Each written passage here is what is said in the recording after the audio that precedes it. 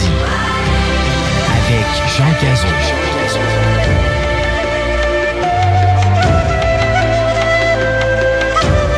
Alors bonjour tout le monde et aujourd'hui, au Fait maudit, nous allons reconstituer notamment un dossier intitulé « L'affaire de la créature de Thurso ».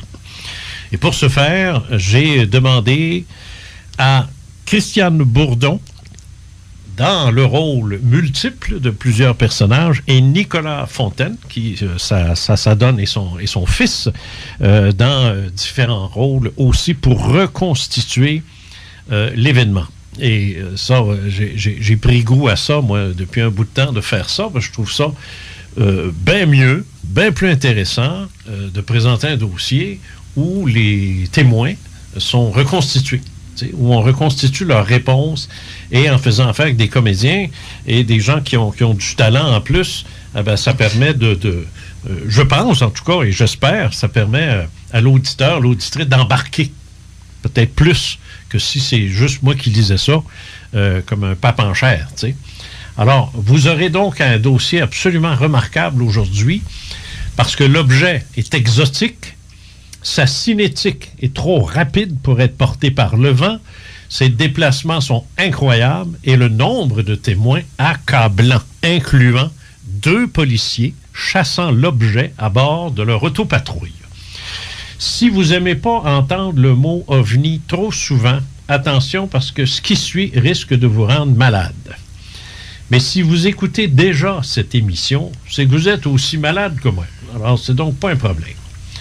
Nous sommes en octobre 1990. Cela se passe dans l'Outaouais. Et à cette époque, j'y suis depuis 1982 en tant qu'animateur à la station CJRC du réseau Radio Mutuel, soit le même que celui de CJMS à Montréal, CJRP à Québec. Un homme, sa femme et leurs 3 enfants sont témoins du passage d'une chose très étrange au-dessus de la route 148 entre Thurso et Masson, alors qu'il roule dans cette direction.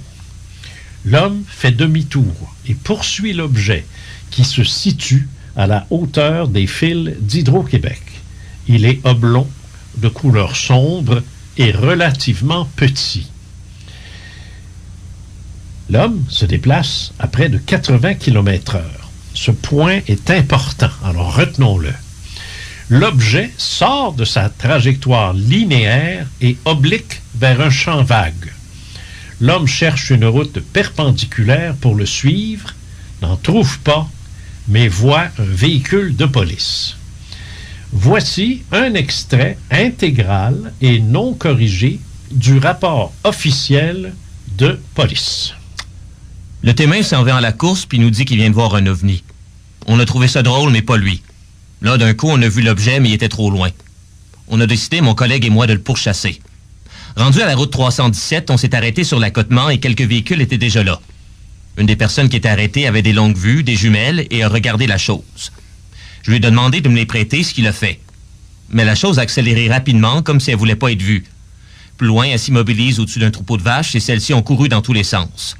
On a continué la poursuite, mais on l'a perdue.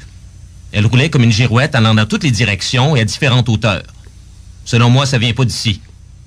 À un moment donné, sa vitesse dépassait les 130 km/h. C'était pas des ballons. Les policiers sont revenus sur la route 317, là où étaient les témoins, et ont pris une dizaine de dépositions, toutes concordantes. Ces documents sont considérés comme loi sur la preuve au Canada. J'avais en main une copie de tous les rapports de police effectués auprès de tous les témoins. Pendant ce temps, François Gagnon, journaliste au journal Le Droit, qui avait entendu cette histoire sur mon émission, aurait appris qu'un garagiste du coin venait d'inaugurer l'ouverture de son établissement avec notamment des grappes de ballons multicolores qui ont fini par s'échapper. De ses propres dires, il avait la réponse. Or, sans aucune vérification auprès des enquêteurs privés, dont moi, ou de la police, sans même tenter de rejoindre un seul témoin, ou tout au moins l'un des enquêteurs, le journaliste pond aussitôt un article dans lequel il résout l'énigme de l'OVNI de Thurso en révélant qu'il s'agit d'une grappe de ballon.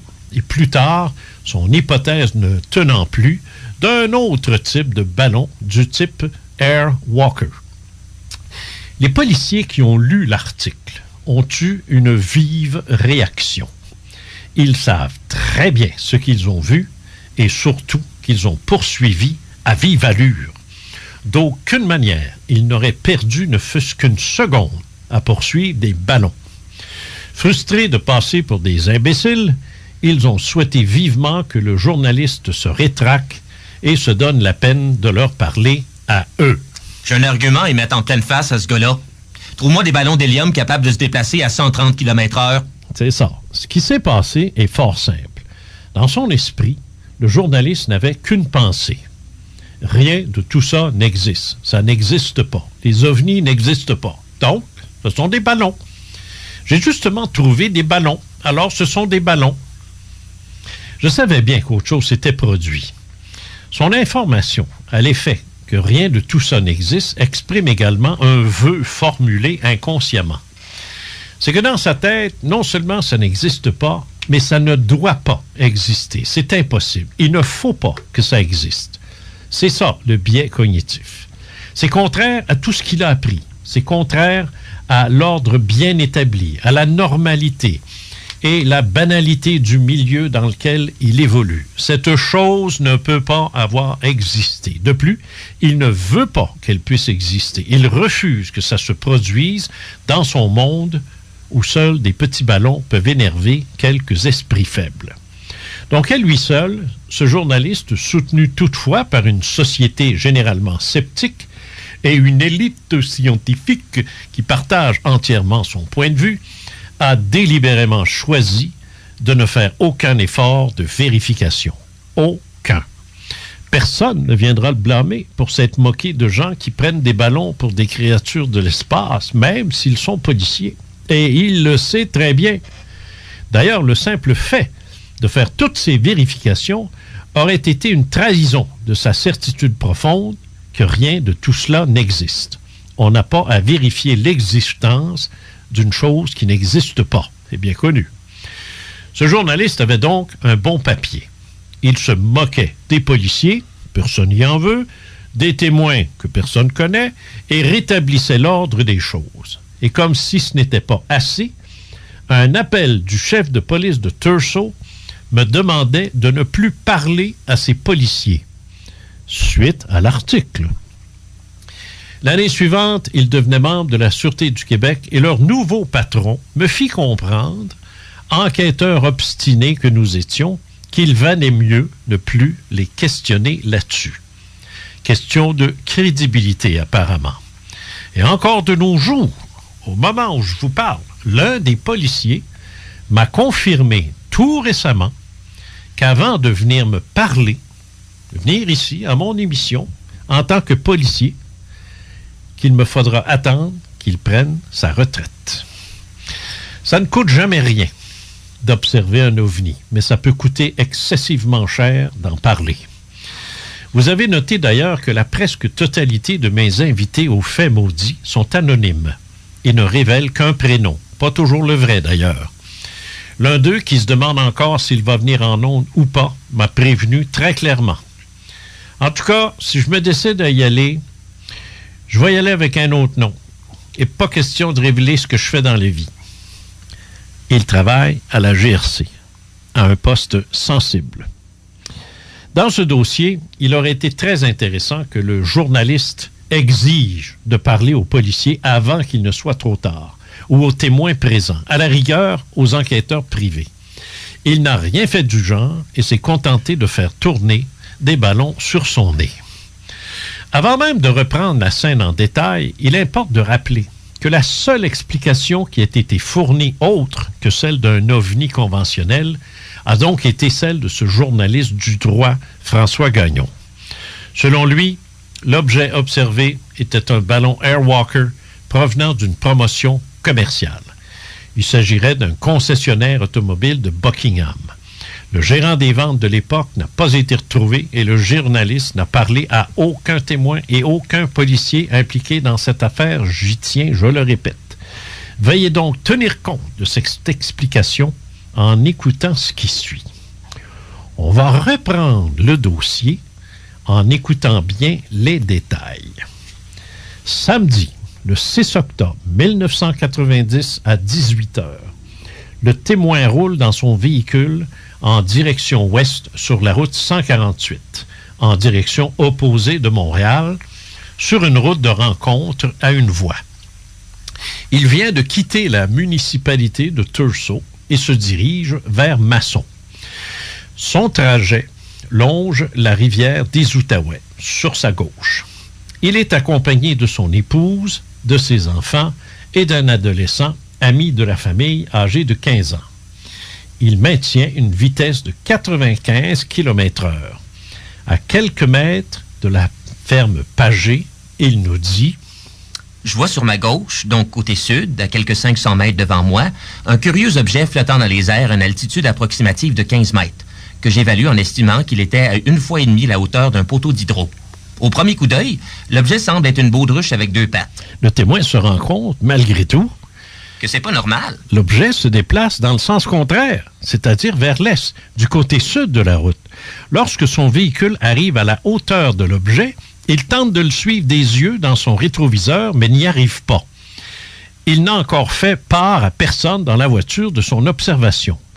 Après 300 mètres, il n'en peut plus. Ce qu'il a vu est impossible. J'ai fait demi-tour, puis revu l'objet, mais cette fois, il était à ma gauche, ce qui veut dire que l'objet est passé du côté nord de la route, et tous les deux, on se dirige vers l'est. Il accélère à grande vitesse pour le rattraper, ce qu'il parviendra à faire au bout d'1 kilomètre. Sa famille commence à s'agiter. Il lui demande ce qui se passe. L'objet a diminué d'altitude. Les autres voient bien l'objet qui le fascine, mais ils ne sont pas inquiets. Il roule encore un second kilomètre en direction est et finit par dévier en quittant presque la route. C'est son épouse qui le ramène à l'ordre en lui demandant... Oh, arrête ça tout de suite avant qu'un accident survienne. Il n'entend rien et poursuit sa course à plus de 115 km/h. Si l'objet n'avait été qu'un ballon ou autre objet léger poussé par le vent, il y a longtemps qu'il l'aurait rattrapé. Impatienté, il klaxonne violemment avec assistance pour attirer l'attention de l'objet. La manœuvre réussit, l'objet s'immobilise. À ce point du récit, il est important de faire quelques mises au point. Le véhicule a parcouru un minimum de 2 km à près de 115 km/h avant de rattraper l'objet. Cela signifie qu'à partir du moment où le véhicule a fait son demi-tour, l'objet avait déjà une forte avance, d'où l'évidence d'une vitesse comparable à celle d'un véhicule automobile et non d'un simple vent poussif. Ce point est essentiel. Environnement Canada a confirmé qu'au soir du 6 octobre, vers 18 h, le vent soufflait dans la vallée de l'Outaouais à une vitesse de 22 km/h en provenance du sud-ouest. Un ballon se serait donc déplacé vers l'est-nord-est à cette vitesse, puisqu'aucune rafale n'a été signalée. Pour parcourir 2 km à cette vitesse, il faut plus de 5 minutes. Le véhicule du témoin l'a parcouru en moins de 60 secondes. Donc, s'il eût s'agi d'un ballon, le témoin, après avoir roulé sur 2 km, aurait dû attendre 4 minutes pour que le ballon passe de nouveau à sa hauteur. Et c'est pas ce qui s'est passé. Au contraire, il a fallu 2 bonnes minutes au véhicule avant de rattraper l'objet, qui, pour voyager à cette vitesse, aurait dû être poussé par des vents très violents. Je reprends le récit au moment où le témoin rattrape l'objet et klaxonne sans arrêt pour qu'il s'immobilise. Au moment où cela se produit, le témoin affirme avec insistance que son véhicule s'est immobilisé de lui-même. J'ai relâché l'accélérateur, puis la voiture s'est arrêtée aussitôt, sans que j'aie freiné, sans que le moteur décompresse. J'ai longuement insisté auprès de lui et de son épouse pour comprendre le sens de ses paroles. Quand un véhicule est lancé à 115 km/h et qu'on relâche l'accélérateur, il s'immobilise après avoir roulé sur son élan sur une distance pouvant atteindre une centaine de mètres. Mais là... C'était comme un bateau qui file à toute vitesse puis qui s'écrase dans l'eau. Ça s'est fait en douceur, puis j'ai jamais vu ça de ma vie. Et son épouse a déclaré... Oui, je sais pas si mon mari a appliqué les freins. Parce que moi, je regardais pas les pédales. Mais c'est vrai qu'on s'est arrêté drôlement. En douceur. Mais pas comme si on venait de freiner. Le témoin est donc, à son tour, immobile, en plein centre de la voie. Aucun autre véhicule ne circule à ce moment et personne n'arrive à se souvenir si, depuis le début de la course, ils en ont croisé un seul, deux ou plusieurs. Il n'y en avait pas lorsque j'ai fait demi-tour, en tout cas. D'affirmer le témoin. L'objet est maintenant à la hauteur des fils électriques de l'autre côté de la route, du côté nord. C'est alors que le moment spectaculaire survient. L'objet pivote sur son axe sans toutefois que les jambes ne bougent. Sa forme est très étrange. Après plusieurs tentatives de comparaison, c'est un des enfants qui finit par dire « c'est comme un California Raisin ». On se souvient de cette publicité où l'on voit des raisins danser sur deux pattes, agitant leurs bras. Le corps de la créature n'a pas de bras ni de tête, ou alors celle-ci ne fait qu'un avec le tronc. Certains témoins plus tard vont parler d'une immense tortue dont la tête ne serait pas visible. Deux longues jambes minces pendent mollement sous lui, et c'est cette définition à laquelle le journaliste s'est arrêté, concluant aussitôt qu'il s'agissait d'un ballon Airwalker. Il aurait fallu qu'il pousse son investigation un peu plus, cependant. Les jambes ont aux trois quarts une grosse articulation très visible et les jambes se terminent par un très gros pied droit et un pied gauche plus petit, de couleur très sombre. Les jambes sous le genou semblent molles alors qu'au-dessus, elles sont très rigides. La tête tronc est d'une couleur indéfinissable qui pourrait tirer sur le brun jaune. C'est quelque part vers le haut de cette forme qu'une lumière rouge très intense apparaît. Les témoins vont définir celle-ci comme non terrestre. Je n'ai pu obtenir rien d'autre comme explication. Impatientés par mon insistance, les témoins répondront qu'une lumière non terrestre, c'est quelque chose qu'on n'a jamais vu avant. C'est ça. J'ai tout de même pu établir qu'à ce moment, le soleil était encore dans le ciel, mais derrière l'objet. Il n'était toutefois pas gêné par celui-ci. La vive lumière rouge, de toute évidence, ne peut donc pas être un reflet du soleil. Les yeux de tous sont rivés sur cette lumière qui émane de la créature. Pas un mot n'est échangé dans la voiture. Les jeunes, jusque-là indifférents, sont pétrifiés. L'épouse dit alors « Regarde son ventre! » À noter qu'à ce point-ci, tous sont convaincus que cet objet est vivant. Le témoin a alors posé ses yeux sur le ventre de la chose pour constater que celui-ci était lumineux, mais d'un mélange indéfinissable de vert lime. C'est alors que la lumière rouge diminue d'intensité et tous constatent qu'elle provient en fait de deux énormes yeux très ronds. Les jambes ont un peu plus d'1 mètre de long. Elles sont assez larges, soit 15 cm aux cuisses et 25 cm aux mollets. La tête tronc fait environ 1 mètre de large par un peu plus de 1 mètre de longueur. Les yeux sont de la grosseur d'une tasse de café. C'est la seule occasion au cours de laquelle la chose a été vue de face. Dès que la lumière rouge provenant des yeux s'éteint, la créature ou la chose reprend sa course vers l'est, tout en s'éloignant vers l'intérieur des terres. Une fois de plus, en dehors de l'appréciation des témoins sur le temps et la distance, un fait demeure. L'objet circule à grande vitesse pour ensuite s'immobiliser et reprendre sa course. Il y a très longtemps, dans l'esprit des témoins, que le mot « ballon » n'a plus sa place. Et de toute manière, cette idée saugrenue ne leur est jamais venue. Le témoin a vécu quelque chose de particulier qu'il indique à ce moment, mais il raconte ne pas en avoir parlé au moment où cela est survenu. Il affirme qu'au moment où la lumière rouge est devenue très intense... J'ai pas entendu, mais j'ai ressenti une sorte de message dans ma tête me disant « Fichez-moi la paix ». L'épouse du témoin confirme avoir ressenti très clairement la même chose. Les enfants, eux, n'ont rien ressenti. La chose n'est plus là. Elle se dirige en dehors du circuit routier. Le témoin la voit de loin. Il s'emballe et roule sur plus de 3 kilomètres, une fois encore à très grande vitesse. Il perd la chose de vue derrière des vallons. 3 autres kilomètres plus loin, il la retrouve et accélère en atteignant une vitesse qu'il est gêné de révéler. La créature maintient une course parallèle et se déplace à la même vitesse que le véhicule du témoin, et cette vitesse excède considérablement les vents légers de 22 km/h qui soufflent à ce moment. Le témoin voit alors une vieille route qui pénètre dans les terres. Il s'y engouffre et en tournant vers la droite, se retrouve dans un cul-de-sac. Il fait demi-tour et revient sur la 148. Depuis qu'il s'est arrêté pour voir la chose, il a fait près de 10 km et se rapproche du village de Thurso. La chose est en vue. Soudain, les enfants s'esclaffent. Ils assistent à une scène que les parents n'ont pas eu la chance d'observer. Selon eux, la chose s'est immobilisée au-dessus d'un troupeau de vaches et a accompli un somersault qui a dispersé le troupeau en un temps record.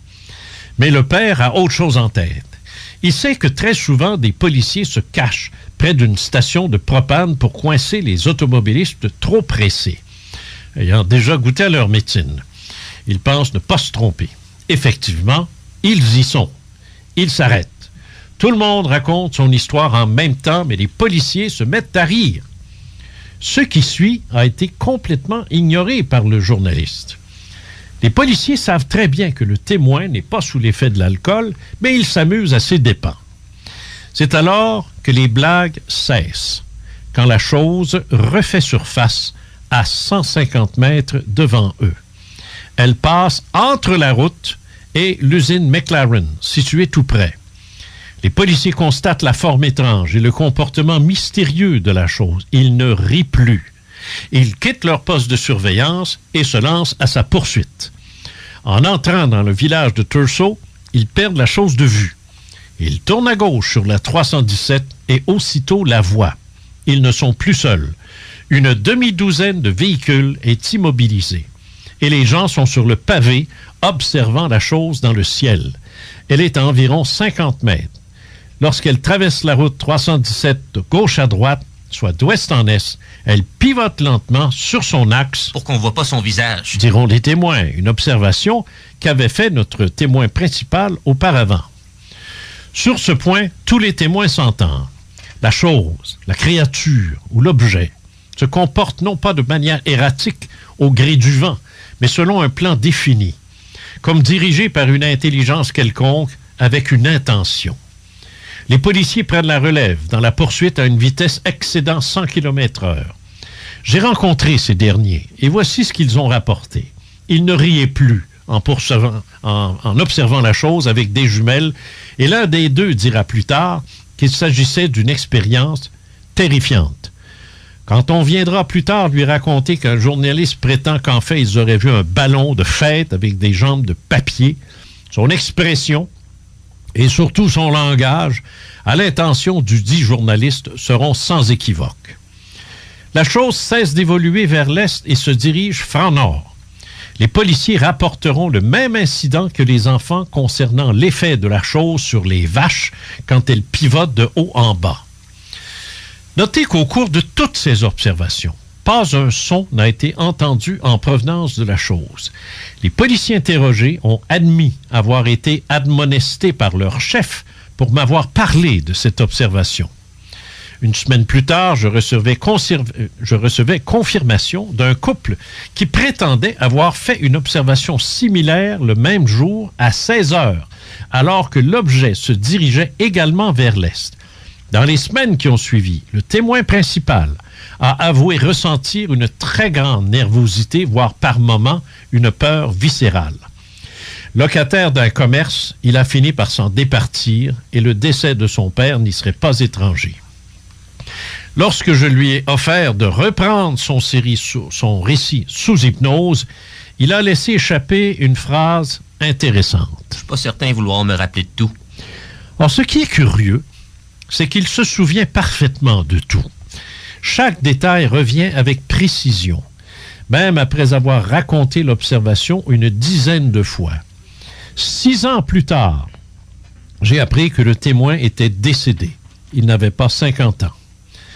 Depuis la parution de ce dossier, j'ai pu retracer plusieurs autres témoins qui, malheureusement, ont tous été très fermes sur un point, leur anonymat. Peut-on les blâmer avec l'article du droit qui les dépeint comme de pauvres tarés incapables d'identifier une poignée de ballons? Les deux autres témoins les plus crédibles dans cette histoire sont André et le policier qui fut abordé par le tout premier témoin, comme on l'a vu, tel qu'indiqué plus tôt. Ce qui suit est le rapport intégral du policier à partir de son rapport d'événement officiel. Dans ce dossier, on a reçu un appel à 18h31 de statut A, témoin décédé, qui nous a intercepté à l'intersection de la route 148 puis du rang 4. À ce moment, il se met à nous flasher les lumières et stationne son camion dans le milieu de l'intersection. Il s'en vient à la course puis il semble très nerveux. Il nous dit qu'il vient de voir un extraterrestre, OVNI. On a trouvé ça drôle, mais pas lui. Il était très sérieux puis il nous montre l'objet, mais c'était à environ 500 pieds de nous, étant donné que ça semblait se diriger vers le nord-est. J'ai donc décidé d'aller vers le nord par la route 317. Rendu à l'entrée du bois en longueur, on s'est stationné. Car la chose venait droit vers nous, mais elle a changé de direction et monté vers le nord, ce que nous avons fait aussi. Rendu à la route 317, intersection du rang 5, on s'est arrêté sur l'accotement et quelques véhicules étaient déjà là. Une des personnes qui était arrêtée avait des longues vues et a regardé la chose. Presque au même moment, statut B, André P., sortait lui aussi ses longues vues, puis je lui ai demandé de me les prêter, ce qu'il fit. Mais la chose a accéléré rapidement, comme si elle voulait pas être vue, et plus loin, elle s'immobilisa au-dessus d'un troupeau de vaches, et celles-ci ont couru dans tous les sens, comme si elle avait peur de quelque chose. Serait-ce la chose qui dégageait quelque chose? Étant donné que la chose se dirigeait toujours nord-est, j'ai décidé d'aller prendre de rang 7-est pour aller faire un tour par la montée du Gore, mais, rendu près de l'intersection 317 puis du rang 7, on a perdu la chose, puis on l'a plus revue par la suite. La chose roulait comme une girouette allant dans toutes les directions et à différentes hauteurs. Ça variait beaucoup. Statut A m'a dit que la chose s'est tournée de son côté lorsqu'il a klaxonné et arrêté, ce qu'il a fait lui aussi. Selon moi, c'est pas une chose qui vient d'ici. Ça ressemblait en rien à un humain ou à un animal. En tout cas, rien que je connaisse. On aurait dit l'accouplement d'une tortue avec une grenouille, à cause du corps en carapace puis des pattes. C'est aussi une chose qui voulait pas être vue parce qu'elle roulait presque toujours de reculons. C'est important de retenir ce point-là. J'ai contacté l'aéroport du Plan pour savoir s'il n'a pas capté quelque chose au radar dans la région de Thurso, mais ce fut négatif. Mais on m'a dit qu'un rapport serait transmis à une personne qui travaille en ce qui concerne les ovnis pour Transport Canada. Pour terminer, je suis sûr que c'est pas un ballon soufflé à l'hélium, étant donné sa trajectoire changeante et sa variation de vitesse. Mais je peux vraiment pas dire ce que j'ai vu dans le ciel ce soir, et c'est la même chose pour mon copain de travail. Les récits qui suivent sont la retranscription exacte des déclarations recueillies par le policier dans les jours qui ont suivi l'incident. Il s'agit en somme de son enquête. Ces documents sont considérés, comme déjà dit, comme loi sur la preuve au Canada. Voici le rapport du statut B, soit André P., que j'ai rencontré en décembre de cette année-là. Sa déclaration statutaire est en tout point identique à ce qu'il m'a affirmé. Je, André P., déclare solennellement que le 6 octobre 1990, vers 18h32, je revenais vers Thurso sur la route 317 Sud, et à l'intersection du rang 5 Ouest, j'ai vu quelque chose voler. Par la suite, vous êtes arrivé, policier, et là j'ai tourné de bord. Le véhicule qui me suivait a aussi arrêté. J'ai sorti mes longues vues et j'ai regardé la chose. J'ai vu comme un genre de carapace vert, et quand je la regardais, elle se tournait de côté comme pour que je ne la voie pas. J'ai regardé pendant environ 1 minute ou 2, et ensuite j'ai donné mes longues vues au policier. J'ai remarqué que la chose a passé au-dessus des vaches, dans le champ, et elles se sont dispersées comme si elle avait peur. Par la suite, je vous ai suivi dans le rang 7. Voyez-vous que c'était vivant? J'imagine. À quelle distance le plus proche l'avez-vous regardé? Environ 60 pieds. Quelle forme avez-vous vu? C'était plutôt raboté. Était-ce fait comme un humain en ce qui concerne la forme physique? La largeur et l'épaisseur étaient pratiquement égales, donc pas comme un humain. Quelle grandeur vous lui donnez? Plus de 7 pieds. Avez-vous vu une tête? Non, pas de tête, mais on aurait dit que c'était à l'intérieur de son corps. Est-ce que c'était gazeux? Non, c'était opaque. La vitesse? On aurait dit à quelques milles à l'heure, mais à votre arrivée, cela a accéléré. Est-ce un genre de ballon? Non, j'en suis sûr. Le ballon aurait été dans la direction du vent, front-est. La photo des ballons dans le droit ressemble-t-elle à ce que vous avez vu? Pas du tout. Est-ce que ça faisait du bruit? Non, pas du tout. Avez-vous quelque chose à rajouter? C'est pas un ballon. C'est pas une chose normale. J'ai jamais vu ça avant. Cette déclaration est libre et volontaire? Oui. D'autres déclarations statutaires sont en ma possession. Le policier a effectué un travail remarquable, mais il serait excessivement long de tout rapporter dans cette émission. Après la pause, je vous présente d'autres extraits. 96.9 CJMD Lévis. Intellectuellement libre. L'Inventaire, c'est une boutique éclectique où l'univers des gadgets pratico-pratiques est à son meilleur. Vous trouverez facilement un cadeau pour quiconque et peut-être même pour vous. Pour les petits et les grands, nos trouvailles et inventions ont toutes un but commun de joindre l'utile à l'agréable. 833 rue Saint-Joseph-Est à Québec. Sortez de l'ordinaire. Venez en boutique avec plus de 700 idées cadeaux originales et inusitées. Vous trouverez le cadeau chez L'Inventaire ou visitez le www.boutiquelinventaire.com. Pour une large sélection culinaire, venez faire votre tour à la boucherie Jubé Allard de Saint-Nicolas. Pour ses mets préparés prêts à emporter, une vaste sélection de grillades incluant la meilleure bavette en ville. Et que dire de leur menu VG rempli de créativité et de saveurs. Les vendredis, faites le détour pour nos tartares maison et que ça finit bien la semaine. Amateurs de bière, ça tombe bien, Jubé Allard, c'est aussi une épicerie fine où les produits québécois sont mis de l'avant, dont plus de 700 sortes de bières de microbrasserie. Venez voir ça, boucherie Jubé Allard, 221 route Marie-Victorin, Saint-Nicolas, à 2 minutes des ponts. La boîte à Malte vous invite pour une bière et pour luncher. Venez faire un tour au 1810 route des Rivières, prendre une bonne bière brassée sur place en profitant du menu bistrot ou du menu du jour, à tous les jours en semaine. Il y a toujours des spéciaux, pas piquer des verres en plus, parfait pour payer une tournée au 5 à 7 ou impressionner une date sans se ruiner. N'oubliez pas de repartir avec votre cruchon d'1 litre. La boîte à Malte, 1810 route des Rivières, à Saint-Rédempteur. Super spécial chez Auto Prestige DG. Venez faire votre changement d'huile régulier pour seulement 39,95. Et on vous procure la paix d'esprit avec une inspection en 21 points. Gratuitement! Si vous mentionnez CJMD, seulement chez Auto Prestige DG. 6006 Boulevard Sainte-Anne, Lange-Gardien. À peine passé les chutes Momo! 96.9. Ta voiture blanche est devenue brune. Ses roues sont remplies de calcium. Lavoto Clean International a la solution pour toi. Un principe de lavage sans contact avec une mousse de nettoyage et à un prix plus qu'abordable. En moyenne, entre 4 et 6 $. Oui, t'as bien entendu, entre 4 et 6 $. Et une option de cirage est aussi disponible pour un concept facile à utiliser. Choisis Clean International. 9 succursales à Lévis, Québec et Drummondville. Des lavotos ouverts 7 jours sur 7 de 6h30 à 20h30. Promotion et jetons offerts au siège social de Saint-Jean-Chrysostome. Lavoto Clean International. www.cleaninternational.com 88 839 0928 88 839 0928. Si t'es membre CJMD, tu pourrais épargner. Profites-en.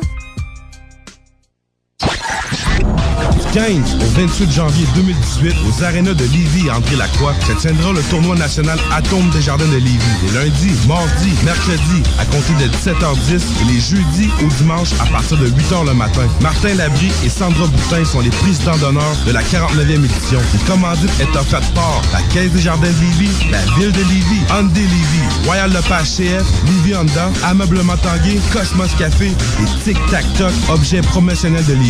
96. L'Alternative Radio. La radio de Lévis. Qu'est-ce qu'on fait pour que notre entreprise se démarque maintenant? Il nous faut de la nouveauté. Logo, pub, visibilité, promo. Ça prend du grand format pour ça. Ça nous prendrait quelqu'un qui rallie tout au même endroit. Attends, écoute.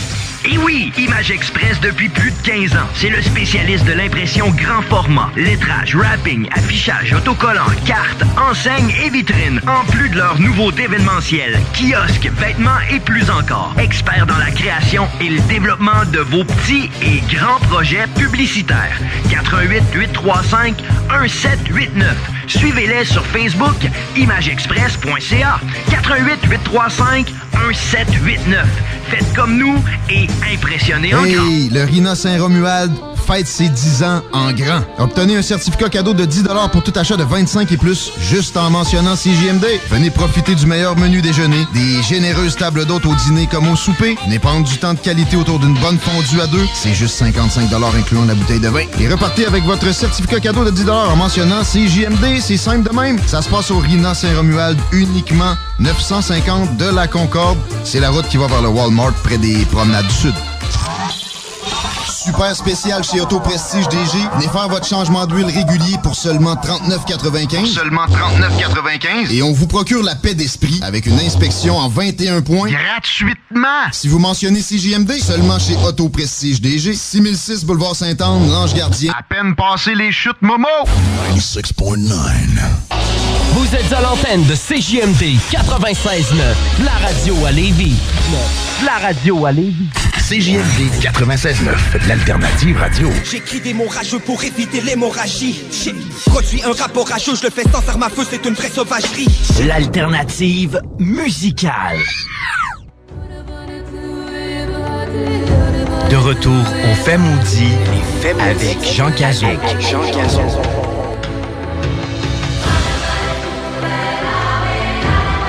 Nous sommes de retour et nous allons entendre cette fois-ci, toujours extrait du rapport du policier, ce qu'on appelle des déclarations statutaires, chaque individu étant défini comme un statut A, statut B, et ainsi de suite. Les policiers à l'écoute vont se rendre compte, vont voir de quoi on parle, que c'est ça, c'est de même que ça se passe. Et on écoute cette fois-ci Suzanne E. Une forme ovale, grandeur humaine.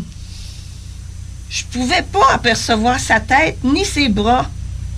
Mais pour moi, c'était comme un gros oreiller qu'on aurait bourré. Donc, de forme ovale, de couleur foncée, des jambes ballottantes. Celle-ci était de grandeur humaine, mais également inégale. J'ai pas remarqué s'il y avait des pieds. Mais je peux pas affirmer que cette chose était vivante.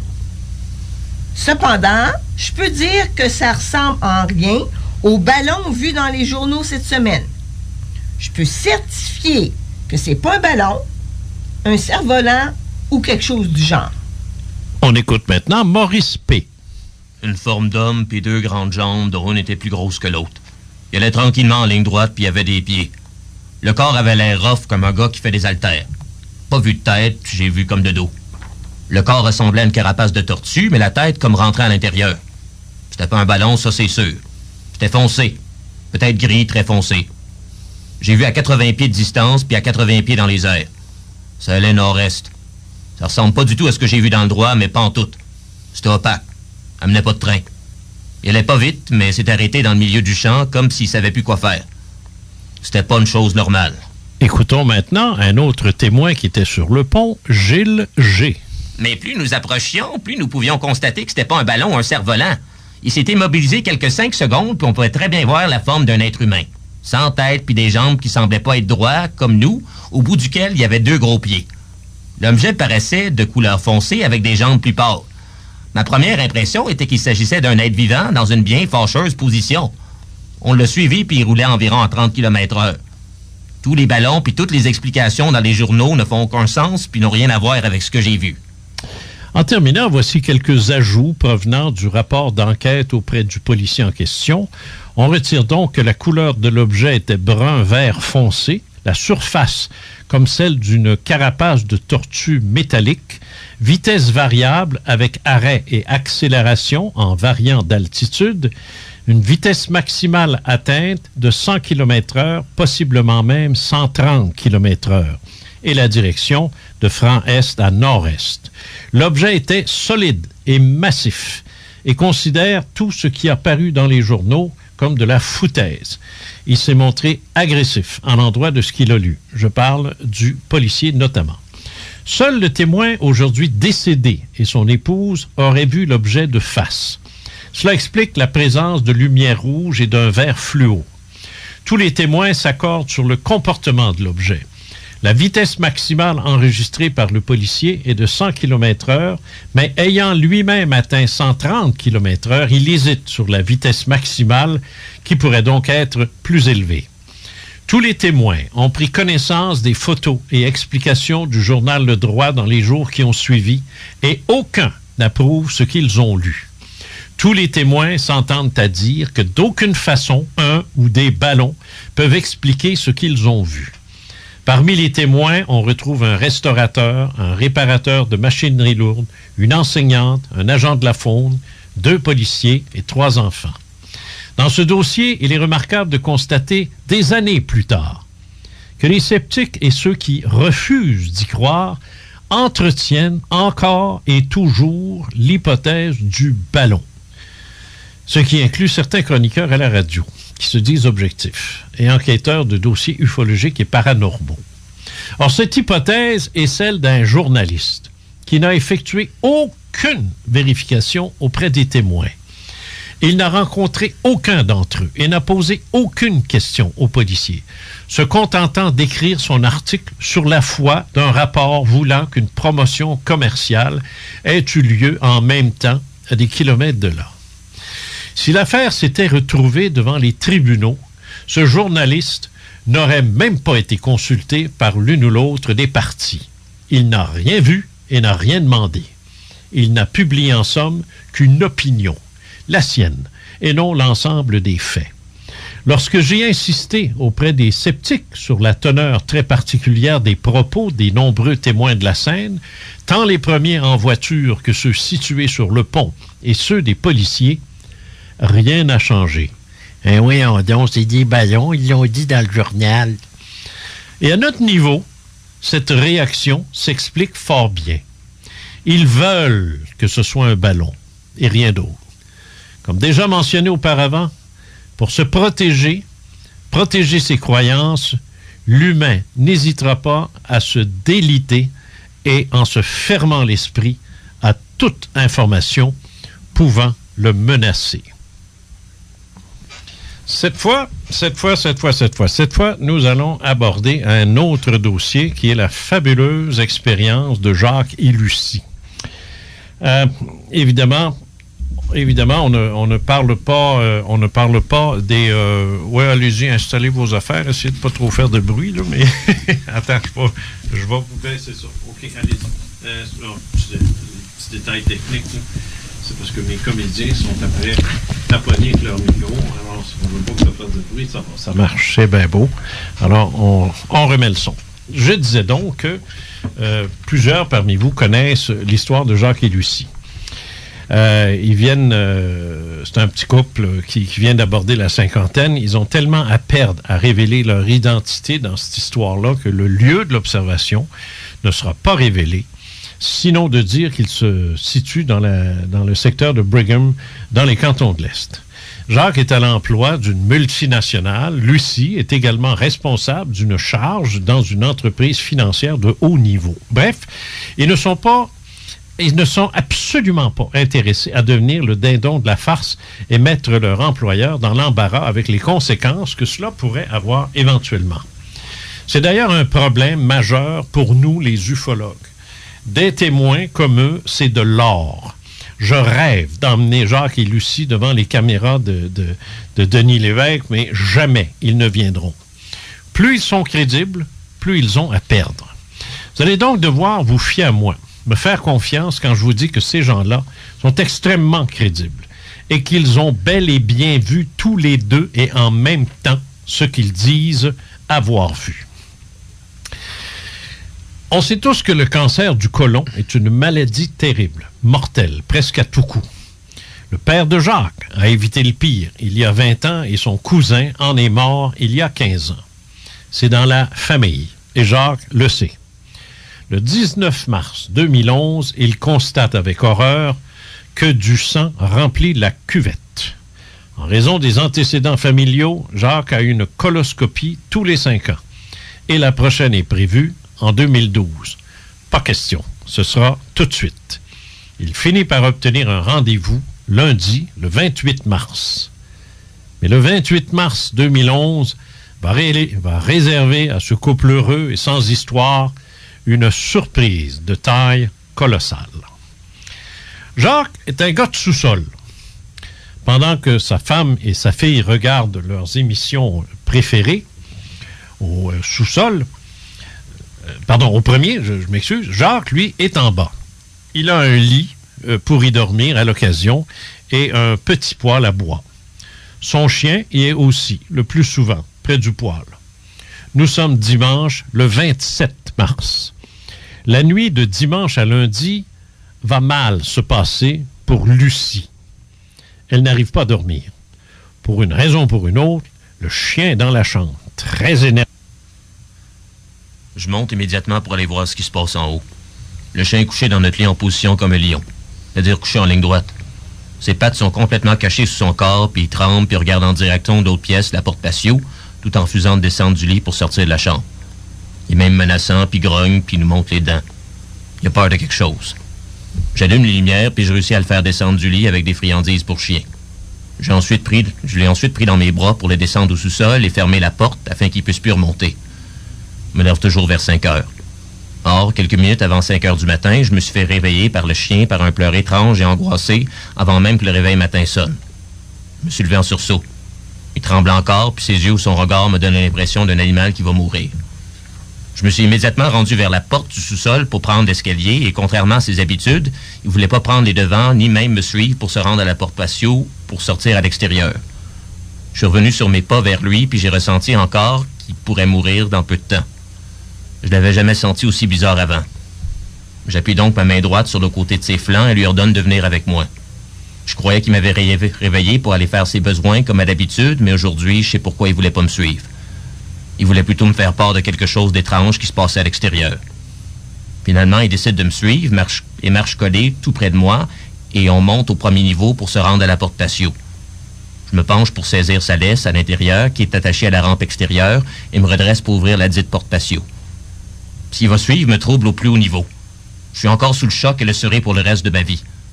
Dans les semaines qui ont suivi, je suis devenu sensible, craintif, puis après 3 mois, je pleure encore régulièrement de ce bouleversement-là. Je me demande encore depuis si j'ai fait tout simplement un cauchemar ou si j'ai constamment les images de ce que j'ai vu dans ma tête. Jamais j'aurais pu imaginer à 49 ans vivre ceci ou apprendre l'existence de ces choses que je croyais de la frime, la fiction de film américain. Je me demande encore pourquoi on m'a laissé les voir. Alors qu'il se penche pour attacher son chien, il réalise que ce qu'il a vu quelques secondes plus tôt n'est pas une illusion. C'est que tout juste en arrivant devant la porte patio, il a cru voir des faisceaux de lumière de très faible intensité à l'extérieur. Il est un peu plus de 4h50. Le chien déclenche le système d'éclairage en passant devant le capteur. Ébloui, Jacques se rue sur le commutateur. Au fur et à mesure que ses yeux s'habituent à l'obscurité, il voit de plus en plus clairement les faisceaux lumineux devant lui. Alors que lui et moi sommes assis au Resto-Bar Hélène de Valcourt, où nous nous sommes donné rendez-vous, et que nous en sommes au 8e café, j'observe avec une grande attention tous les gestes qu'il fait.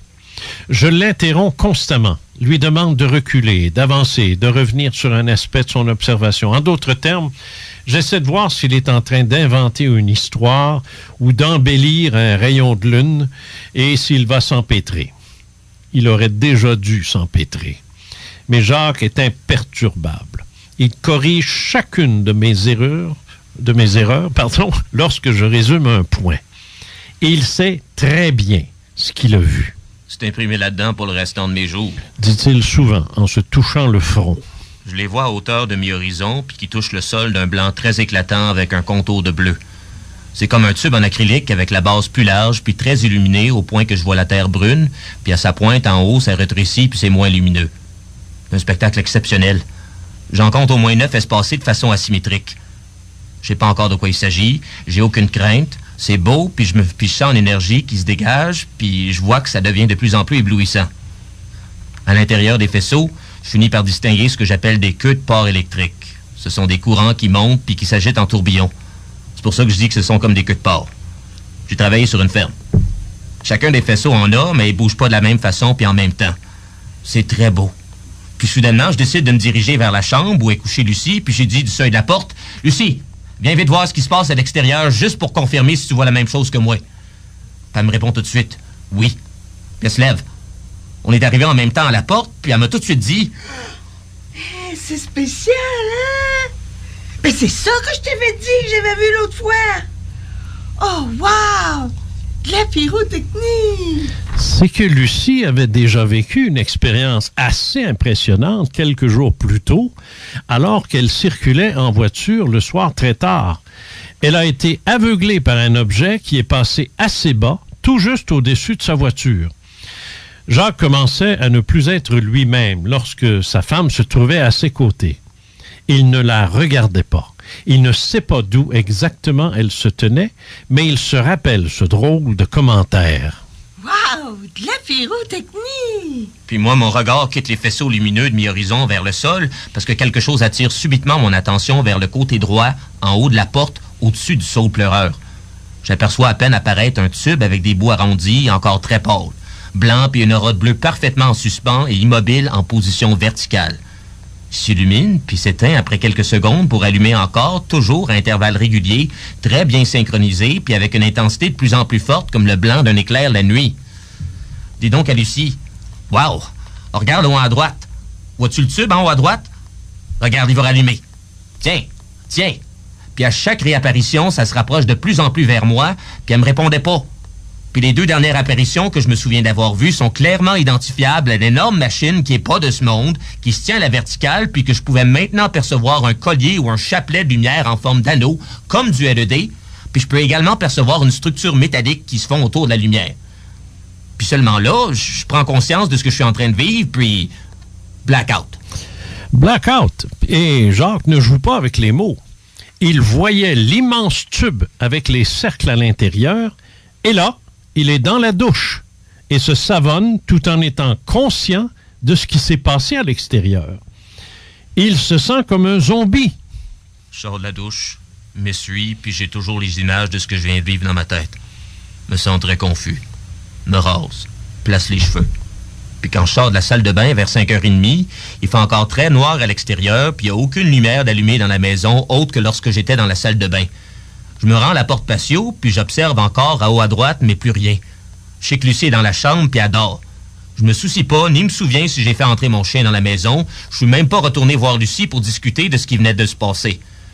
Je me souviens pas des détails, comme quand j'ai été réveiller ma fille. J'avais conscience que j'avais un rendez-vous ce matin-là chez le médecin.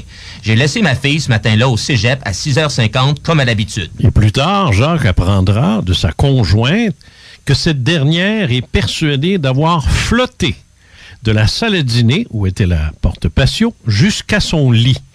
Et une fois déposée dedans, s'est brutalement sentie très lourde. Plus tard au travail, dans la journée du lundi 28 mars, j'ai eu beaucoup de problèmes de concentration. J'étais égaré puis fatigué avec des maux de tête très intenses que j'avais jamais eu dans le passé. Je me sens comme si quelque chose avait contrôlé ma conscience puis mes gestes, ou plutôt c'est un sentiment d'avoir subi un viol psychologique. Je vais donc à mon rendez-vous chez le médecin à la clinique pour devancer la colonoscopie, mais je suis sans stress puis sans contrôle. Encore comme un zombie. Je retourne par la suite au travail, je regarde constamment le sol. Plus tard dans la journée, je pleure en cachette puis je me sens très déprimé. Je comprends pas ce que j'ai vu puis pourquoi ça existe. J'ai peur puis j'aimerais comprendre, mais je suis réaliste. Personne va me croire. J'ai peine à finir la journée. Je suis tellement fatigué puis je pense constamment. Je quitte le bureau à 16h, pile, puis je me dirige prendre ma fille au cégep. Ma fille n'est pas au courant de cette expérience. Elle papote dans l'auto, puis j'ai beaucoup de difficultés à me concentrer sur ce qu'elle raconte. J'ai encore les yeux humides, puis cette fameuse pression à la tête. Une fois à la maison, j'entre puis je me dirige à la porte patio. Ma conjointe Lucie est à la cuisine, au comptoir, à préparer le souper. Je regarde en haut à droite, à travers le porte patio, puis ce qui donne au-dessus du saule pleureur, puis j'estime où s'était produit cette chose-là. Nos regards se croisent, Lucie et moi, sans dire un mot. Puis je lui ai demandé, « Puis, comment est-ce que tu as trouvé ça? » Elle m'a semblé un peu confuse sur le coup, comme si elle avait déjà ou serait sur le point d'oublier ce qu'elle avait vécu le matin même. Elle m'a alors répondu, « Oh, c'était spécial. » Puis je lui ai demandé, « Qu'est-ce que tu as vu? » Elle m'a dit, « Mais des lignes droites, verticales, toutes sortes de couleurs. Blanc, rouge, vert, bleu. Ça partait de terre, puis ça émergeait vers le haut. Des explosions de couleurs. Puis, je sais pas ce qui m'est arrivé. Me souviens pas avoir retourné de moi-même, mais plutôt comme si j'avais volé jusqu'à mon lit. Puis là, je me suis sentie enfoncée, puis très lourde dans le matelas. Là, je me suis réveillée non stressée, ni soucieuse, pour me préparer rapidement pour être sûre d'être à l'heure au travail. Mais je suis fatiguée, puis j'ai des maux de tête. Mais, puisque tu m'en parles, On dirait que les souvenirs me reviennent. J'ai demandé si elle avait vu quand je lui ai dit de regarder en haut à droite. Elle m'a répondu qu'elle se souvient de m'avoir entendu lui dire, mais qu'elle était trop éblouie par les faisceaux. On a discuté ce soir-là jusque tard en soirée à nous relater des souvenirs qui nous revenaient. Puis moi, pour ma part, toujours aussi sensible, je pleurais constamment. Comment s'expliquer pourquoi cette chose nous a pas laissé voir jusqu'au bout? Dès le premier jour de cette rencontre, notre chien n'était plus le même. Il restait couché dans ma chambre des maîtres, mangeait plus, puis il regardait toujours en direction de la porte patio avec les yeux sans vie. Puis il avait de la douleur, puis très peur. Il tremblait encore. Il mettait des cris de douleur, puis il pleurait pour que je le prenne pour descendre du lit. Bien que Jacques et Lucie aient été ensemble au même endroit et au même moment, au cours de l'observation de ces 9 faisceaux, dont la hauteur ainsi que la distance des limites du terrain des témoins estimés est d'environ 12 mètres ou 50 pieds, Lucie parle de couleurs et Jacques n'a aucun souvenir de ces couleurs. Voilà pourquoi elle parlait de pyrotechnie. Maintenant, sachez qu'il est 5 heures du matin et que cette observation s'est faite depuis la résidence d'un petit village aux abords de champs immenses et que ces faisceaux n'émettaient aucun son. Juste au cas où l'un d'entre vous aurait le goût de dire qu'ils se sont mépris et qu'un feu d'artifice avait eu lieu dans le secteur. Rien ne prouve la corrélation entre les deux, mais d'après mon expérience, elle est évidente. Le lendemain, mardi, le 29 mars 2011, Jacques va subir des maux de tête importants qui vont durer plusieurs jours. La fatigue est énorme, inexplicable. Ce jour-là, il quitte le travail plus tôt et se dirige chez lui. Il se rend aussitôt à l'arrière pour inspecter la terre sous laquelle se trouvaient les faisceaux. Il n'y a pas d'herbe à cet endroit. C'est de la terre retournée. Il ne note absolument rien et se dépêche de rentrer. Il ne tient absolument pas à être là au début de la tombée du jour. Dans son travail, Jacques se doit d'inspecter de nombreux détails et être très rigoureux avant de déclarer une tâche terminée. Il se dit alors que son voisin, qui opère une ferme, doit être du genre à se lever très tôt pour faire le train. Il va le voir, mais chou blanc. Il n'a rien vu de spécial et à cette heure-là, de toute façon, il travaille à l'intérieur parce que c'est un fermier et qu'il s'occupe de faire le train, comme on dit. Le fermier n'est pas idiot. Il se doute qu'il y a quelque chose de pas normal pour que ce voisin-là lui pose des questions sur des lumières. Jacques est nerveux, mais il fait mettre tout ça sur le compte de voleurs de VTT qu'il pense avoir aperçu. Il ne veut pas raconter son histoire. À personne. C'est ça. Et là, les choses prennent une tournure assez bizarre. Jacques, à ce point-ci, se demande vraiment ce qui lui arrive. Pourquoi lui? Pourquoi ça? Dans quel but? Après être allé voir le fermier, il se rend chez son autre voisin, tout juste à côté. Il le connaît depuis une bonne dizaine d'années et entretient d'excellentes relations avec lui et sa femme. Par la suite, je me rends frapper à la porte de mon voisin immédiat pour lui demander « À quelle heure tu te lèves le matin? » Ben, c'est jamais pareil. Quelquefois à 5 heures du matin, puis d'autres à 5h30. Hier, je me suis levé à 5h30. Pourquoi tu me demandes ça? Mon voisin répond. Quand tu t'es levé, là, as-tu regardé à l'arrière dans le champ? Non, pourquoi? Qui me demande. Puis sa conjointe, que j'avais jamais vue, en fait, que j'avais pas vue jusqu'à présent, se met à rire du sous-sol, puis elle me demande. Quoi? As-tu vu des ovnis? J'étais estomaqué. Elle savait rien de tout ça. Pourquoi me demander ça? Je suis donc revenu avec la même histoire que j'ai dite à mon voisin de la ferme, à l'effet que quand je me suis levé, j'ai cru voir de la lumière près du fossé, puis je pensais que ça pouvait être des voleurs d'articles, de remises, et puis je me demandais si vous avez vu quelque chose en particulier. La voix de ma voisine résonne encore dans ma tête, provenant des escaliers. Es-tu certain que ce sont pas des ovnis?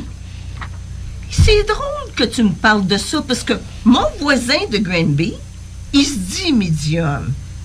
Ben, il nous a appelés il y a environ une semaine pour nous dire de ne pas avoir peur, car ces êtres de lumière-là lui avaient dit que nous verrions des ovnis sous peu ici chez nous. On a trouvé ça drôle parce que il n'est jamais venu ici. Puis que ça fait des années qu'on ne l'a pas vu non plus, ou qu'on n'y a pas parlé. puis il appelle ici pour nous dire ça. C'est ça, hein? C'est ça que t'as vu? Dis-le, c'est ça, hein? Suivi de sa part de rire nerveux ou inquiet.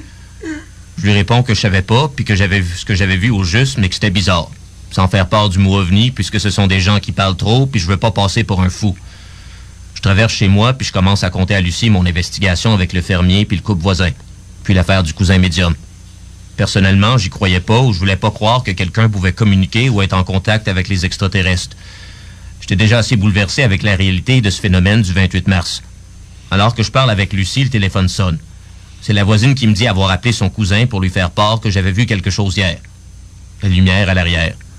Elle me donne le numéro de téléphone de son voisin en me disant qu'il fait dire que si je désirais, je pouvais l'appeler, puis qu'il me fait dire de pas avoir peur, car ils sont bons, puis ils me veulent pas de mal.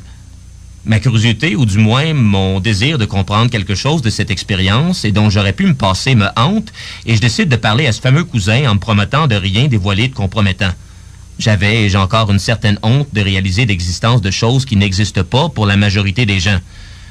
J'appelle, puis j'ai dit que ça...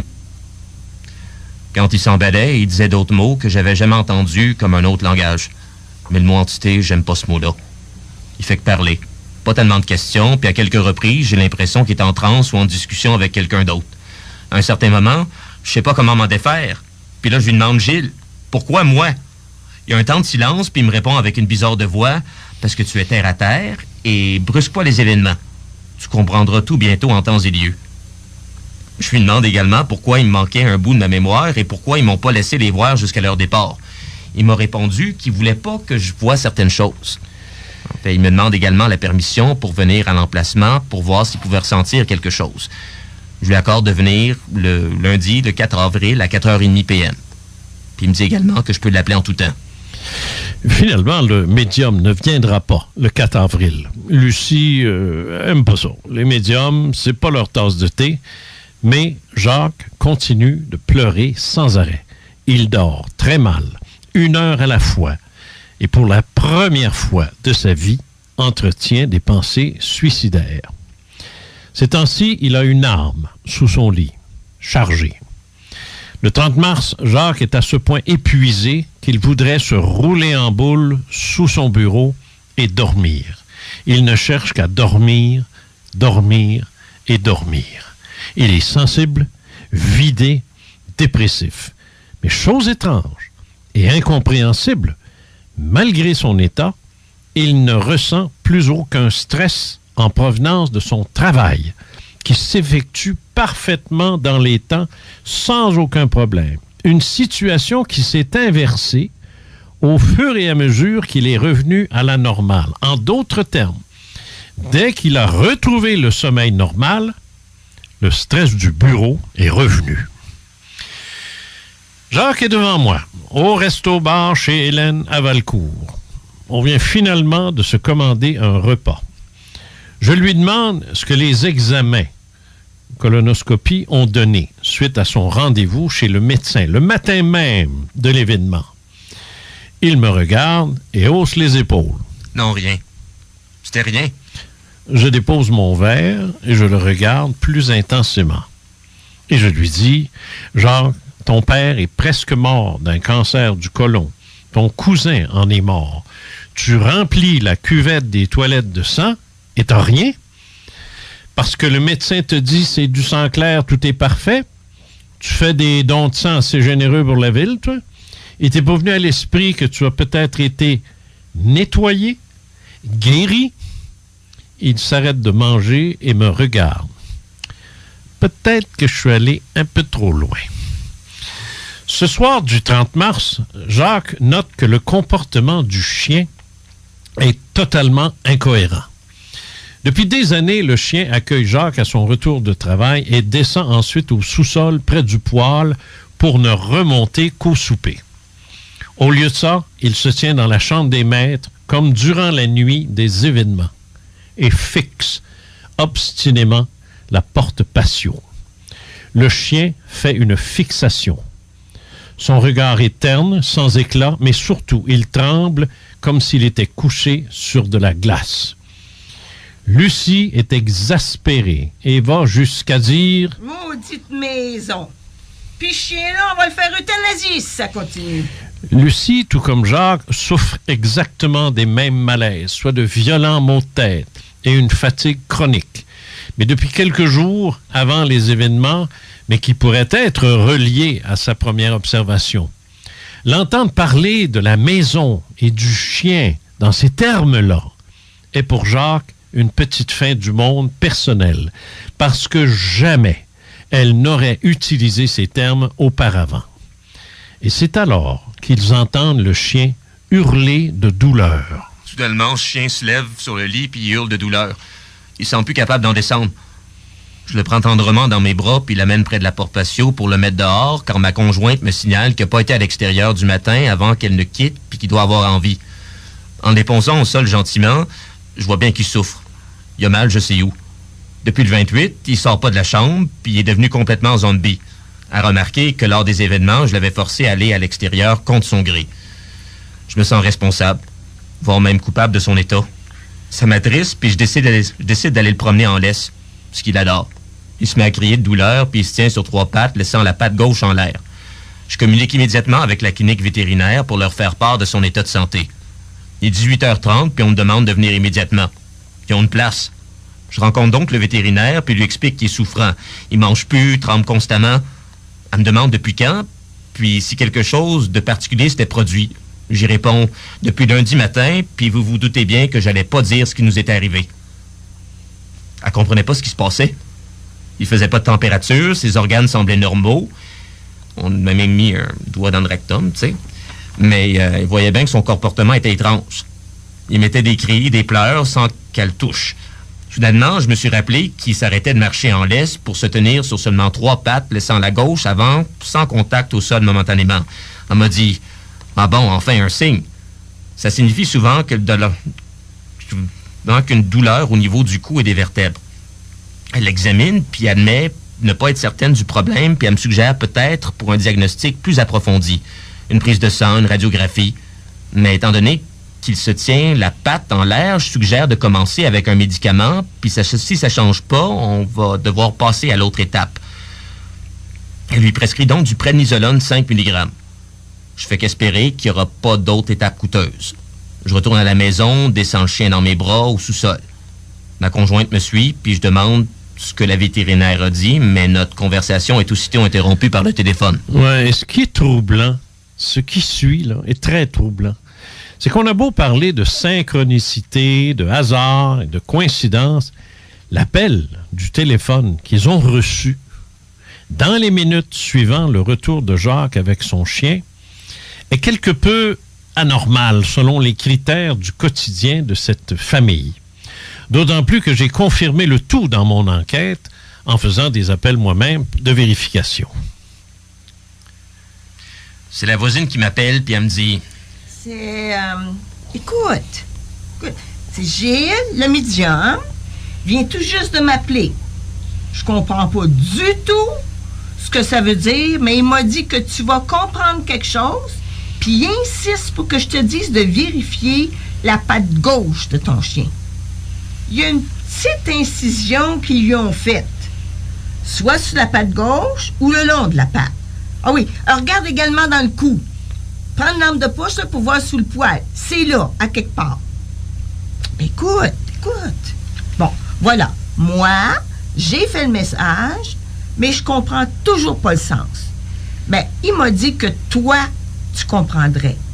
Bon, je dois passer pour une folle, mais je fais tout simplement passer son message. Et que si tu veux, tu peux l'appeler. Je ferme le téléphone, puis le laisse tomber sur le divan, puis ma conjointe me demande... Bon, quoi encore? Je comprends pas comment il a pu savoir pour le chien à ce moment présent. Lui, cet homme que j'avais jamais vu ou rencontré. Je cours chercher la lampe de poche, puis tout en essayant d'examiner la patte de mon chien, je tremble de frayeur. J'arrête de chercher, de peur de voir quelque chose. Je prends le téléphone, puis j'appelle Gilles. Je suis et me sens à la fois plus agressif et sur la défensive, puis il me demande « T'es qui, toi? » Je lui demande « T'es qui? » Comment as-tu pu voir pour la patte de mon chien? Il me répète encore une fois que ce sont des êtres de lumière qui lui ont demandé de communiquer avec moi. Il part ensuite en transe encore une fois, puis il me fait peur. J'écoute pas. Ce qu'il dit, mais je n'aime pas le mot entité, puis bien d'autres. Je retiens aussi d'autres noms que je vais vérifier plus tard sur le net. Mais il s'arrête puis me demande « As-tu vu une belle lumière très blanche et bien ronde en suspens dans le ciel? » Puis là, j'ai répondu non, c'était pas rond du tout, mais plutôt un tube, une machine venue d'un autre monde que j'avais jamais vue, puis que ça me faisait très peur. Il m'a alors dit qu'il y a des bons êtres de lumière, puis il en existe de moins bons. Et que ceux qui nous ont visités faisaient partie des bons. Je lui signale également que j'aimerais peut-être aller en hypnose pour voir ce que j'ai manqué durant le blackout, puis il me dit qu'ils lui ont dit qu'ils voulaient pas que je me rappelle de certains détails. Par contre, il me suggère, si j'allais faire hypnotiser, d'être accompagné par ma conjointe. Il conclut la conversation, puis il me demande à nouveau si je suis toujours d'accord pour qu'il vienne voir les lieux lundi le 4 avril. J'ai dit oui, puis il m'a demandé « Mais où exactement habites-tu? » Puis là, je lui ai dit « Ben, facile, je suis tout juste voisin de ta cousine. » Puis il me dit « C'est que je suis jamais... En fait, je suis jamais allé là, puis je sais pas où habite ma cousine parce que je suis juste jamais été là. » J'ai commencé à avoir très peur, puis j'ai dit que de toute façon, nous allions nous recontacter. J'ai même demandé pourquoi il m'appelait jamais directement à la maison, mais passait toujours d'abord par l'entremise de sa cousine. Il a répondu « Je veux pas déranger les gens. » Lundi, le 4 avril, je me rends à la maison aussitôt le travail est terminé parce que Gilles est censé passer voir les lieux. Il pleut légèrement, puis la voisine m'appelle pour me dire que Gilles annule le rendez-vous, cause de pluie, mais que je pouvais l'appeler puis qu'il serait à la maison toute la soirée. Je décide donc de l'appeler. J'étais curieux. Il me fixe un autre rendez-vous pour vendredi le 8 avril. Exceptionnellement, il ne travaillerait pas cette journée-là.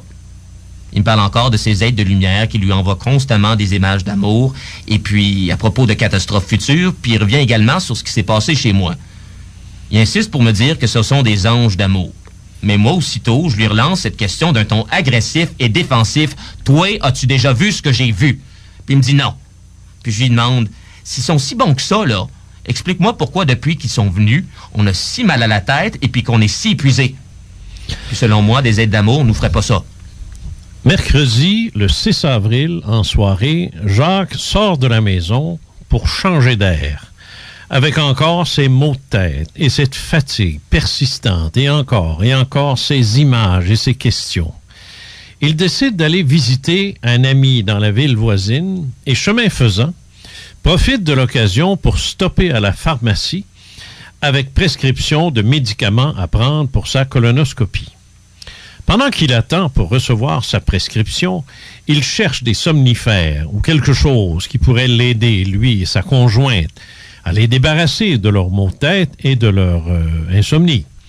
Une préposée s'arrête et lui demande si elle peut l'aider. Il lui demande ce qu'elle suggère de prendre pour des maux de tête persistants, pour dormir.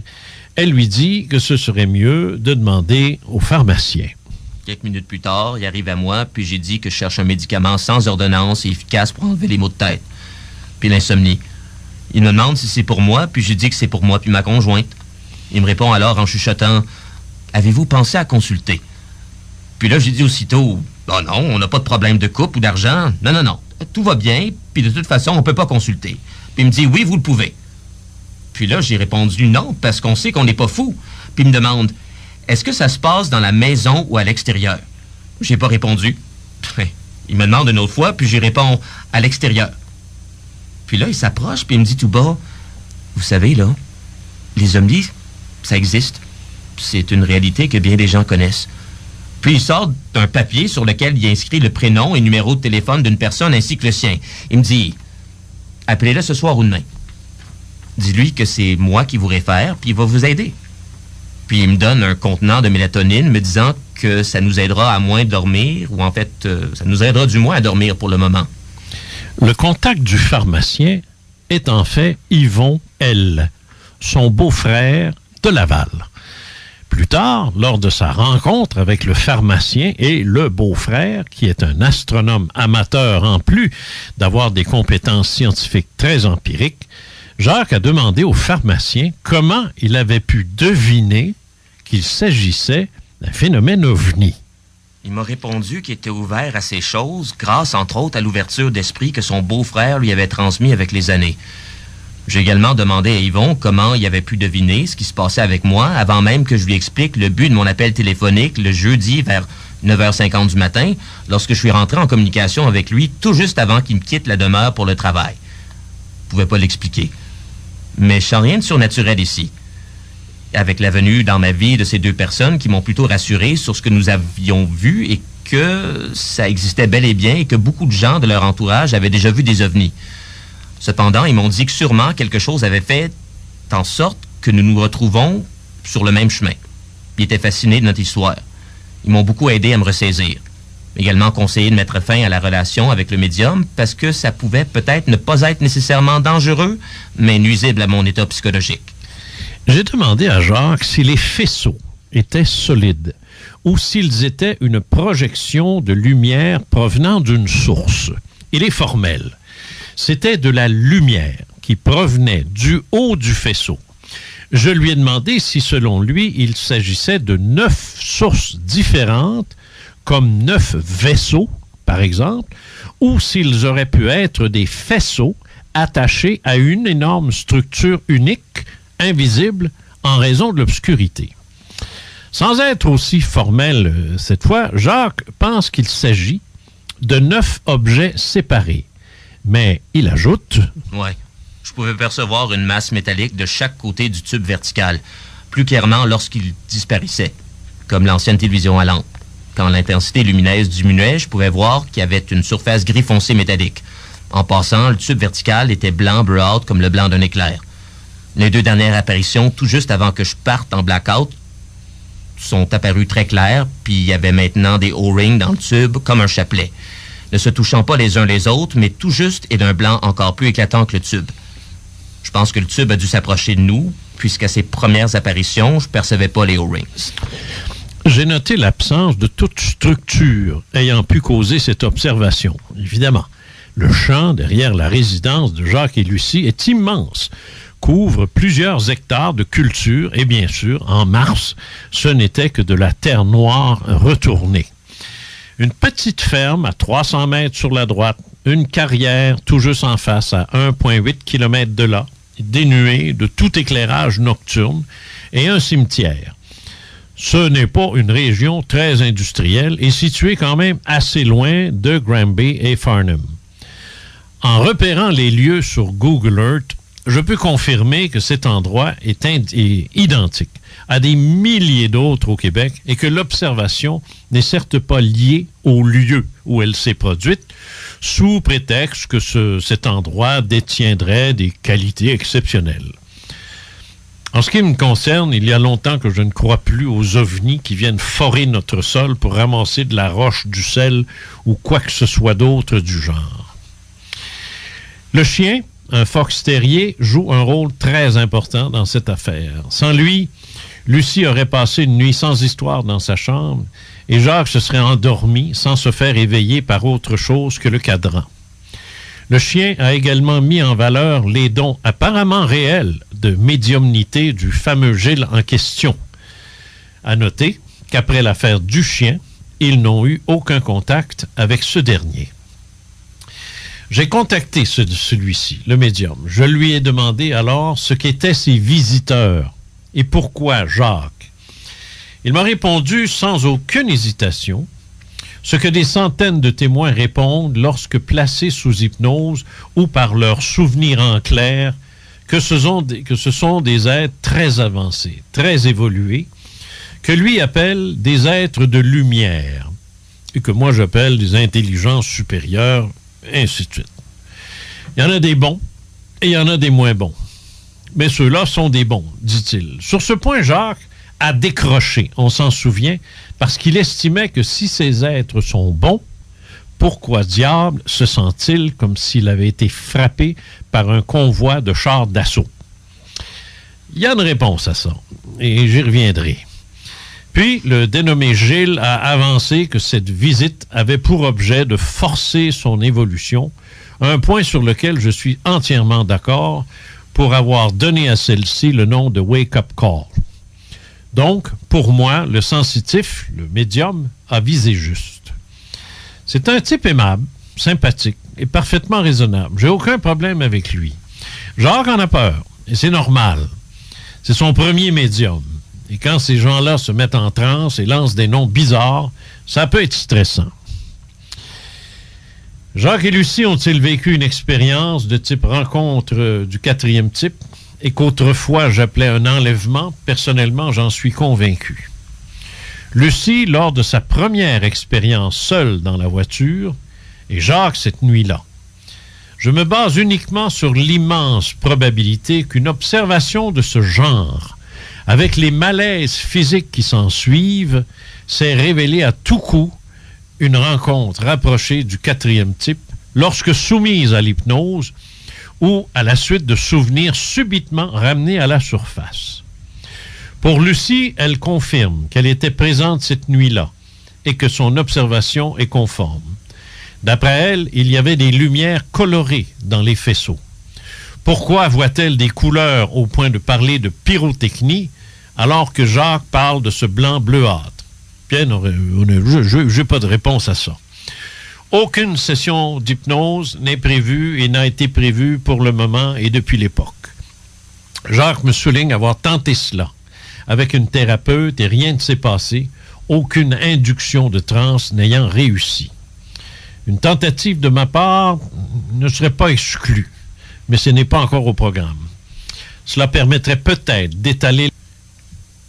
Personnellement, puis c'est très important pour moi de le dire, je crois que si j'avais pas pu parler de tout cela à quelqu'un de confiance assez rapidement, autre que ma conjointe, eh bien, je suis pas certain que je sois revenu à la normale si rapidement dans ma vie de tous les jours. Peut-être même que j'aurais dû être interné. Sérieusement. J'aurais moi-même eu la difficulté à croire un membre de ma propre famille si c'est l'un d'eux qui m'avait raconté la même chose. Lucie a passé à autre chose depuis. Elle m'a pas été vraiment perturbée comme moi je l'ai été lors de l'apparition, mais elle l'était beaucoup pour toutes les coïncidences survenues par la suite. Elle sait bien que ça existe, mais pour elle, c'est tout. Je trouve ça bizarre qu'elle n'a pas capoté.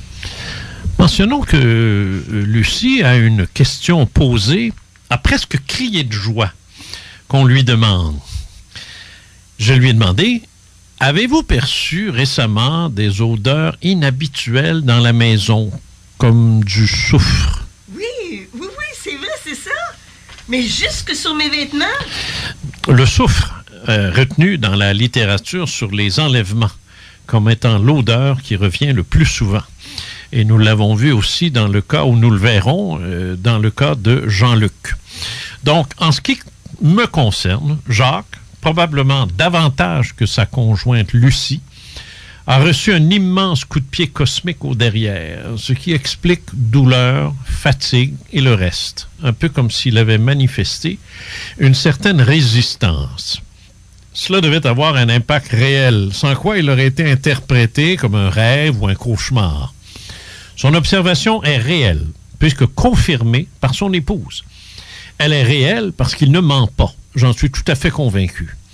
Elle est réelle et profonde, significative et conséquente. Elle illustre une fois de plus mon hypothèse voulant que les témoins sont sélectionnés. En terminant, Jacques et Lucie vont beaucoup mieux, physiquement et moralement, et le chien aussi d'ailleurs. Aucune blessure, aucune séquelle. Ça aussi, un vrai petit mystère. Cela restera pour moi un dossier ouvert.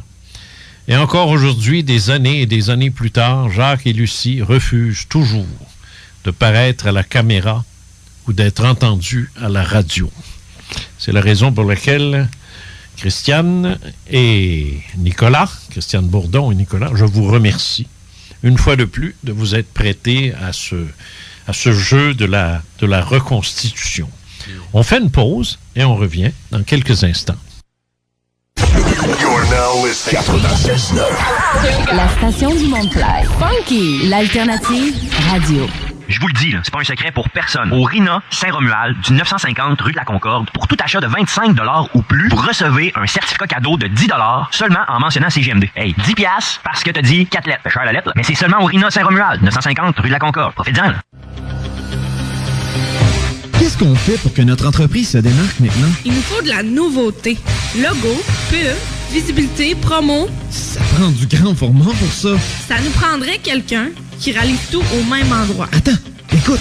Et oui, Image Express depuis plus de 15 ans. C'est le spécialiste de l'impression grand format. Lettrage, wrapping, affichage, autocollant, cartes, enseignes et vitrines. En plus de leur nouveauté événementielle, kiosques, vêtements et plus encore. Experts dans la création et le développement de vos petits et grands projets publicitaires. 88 835 1789. Suivez-les sur Facebook, imageexpress.ca. 88 835 1789.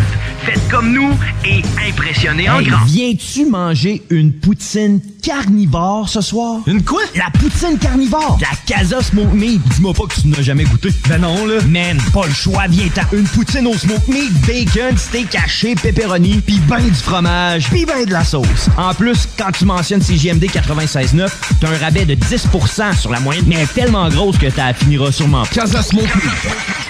2520, route des Rivières à Saint-Rédempteur. Venez goûter Casa Smoke Meat. Pourquoi acheter un véhicule neuf pour qu'il y ait 25% de valeur qui s'évapore sans raison dès qu'on est sorti du garage? Soyez plus futé que ça. Contactez Automobile Prestige DG. Ils ont le véhicule pour vous et sinon, ils vont le trouver. Service courtage, achat, vente, échange, Automobile Prestige DG. C'est eux que vous appelez pour trouver votre prochaine voiture. C'est tout. 88 406 34 34. En plus, ils sont spécialisés en financement automobile. Première, deuxième et troisième chance au crédit sont disponibles. Laissez-vous prendre en charge. Automobile Prestige DG. Maintenant, une toute nouvelle adresse.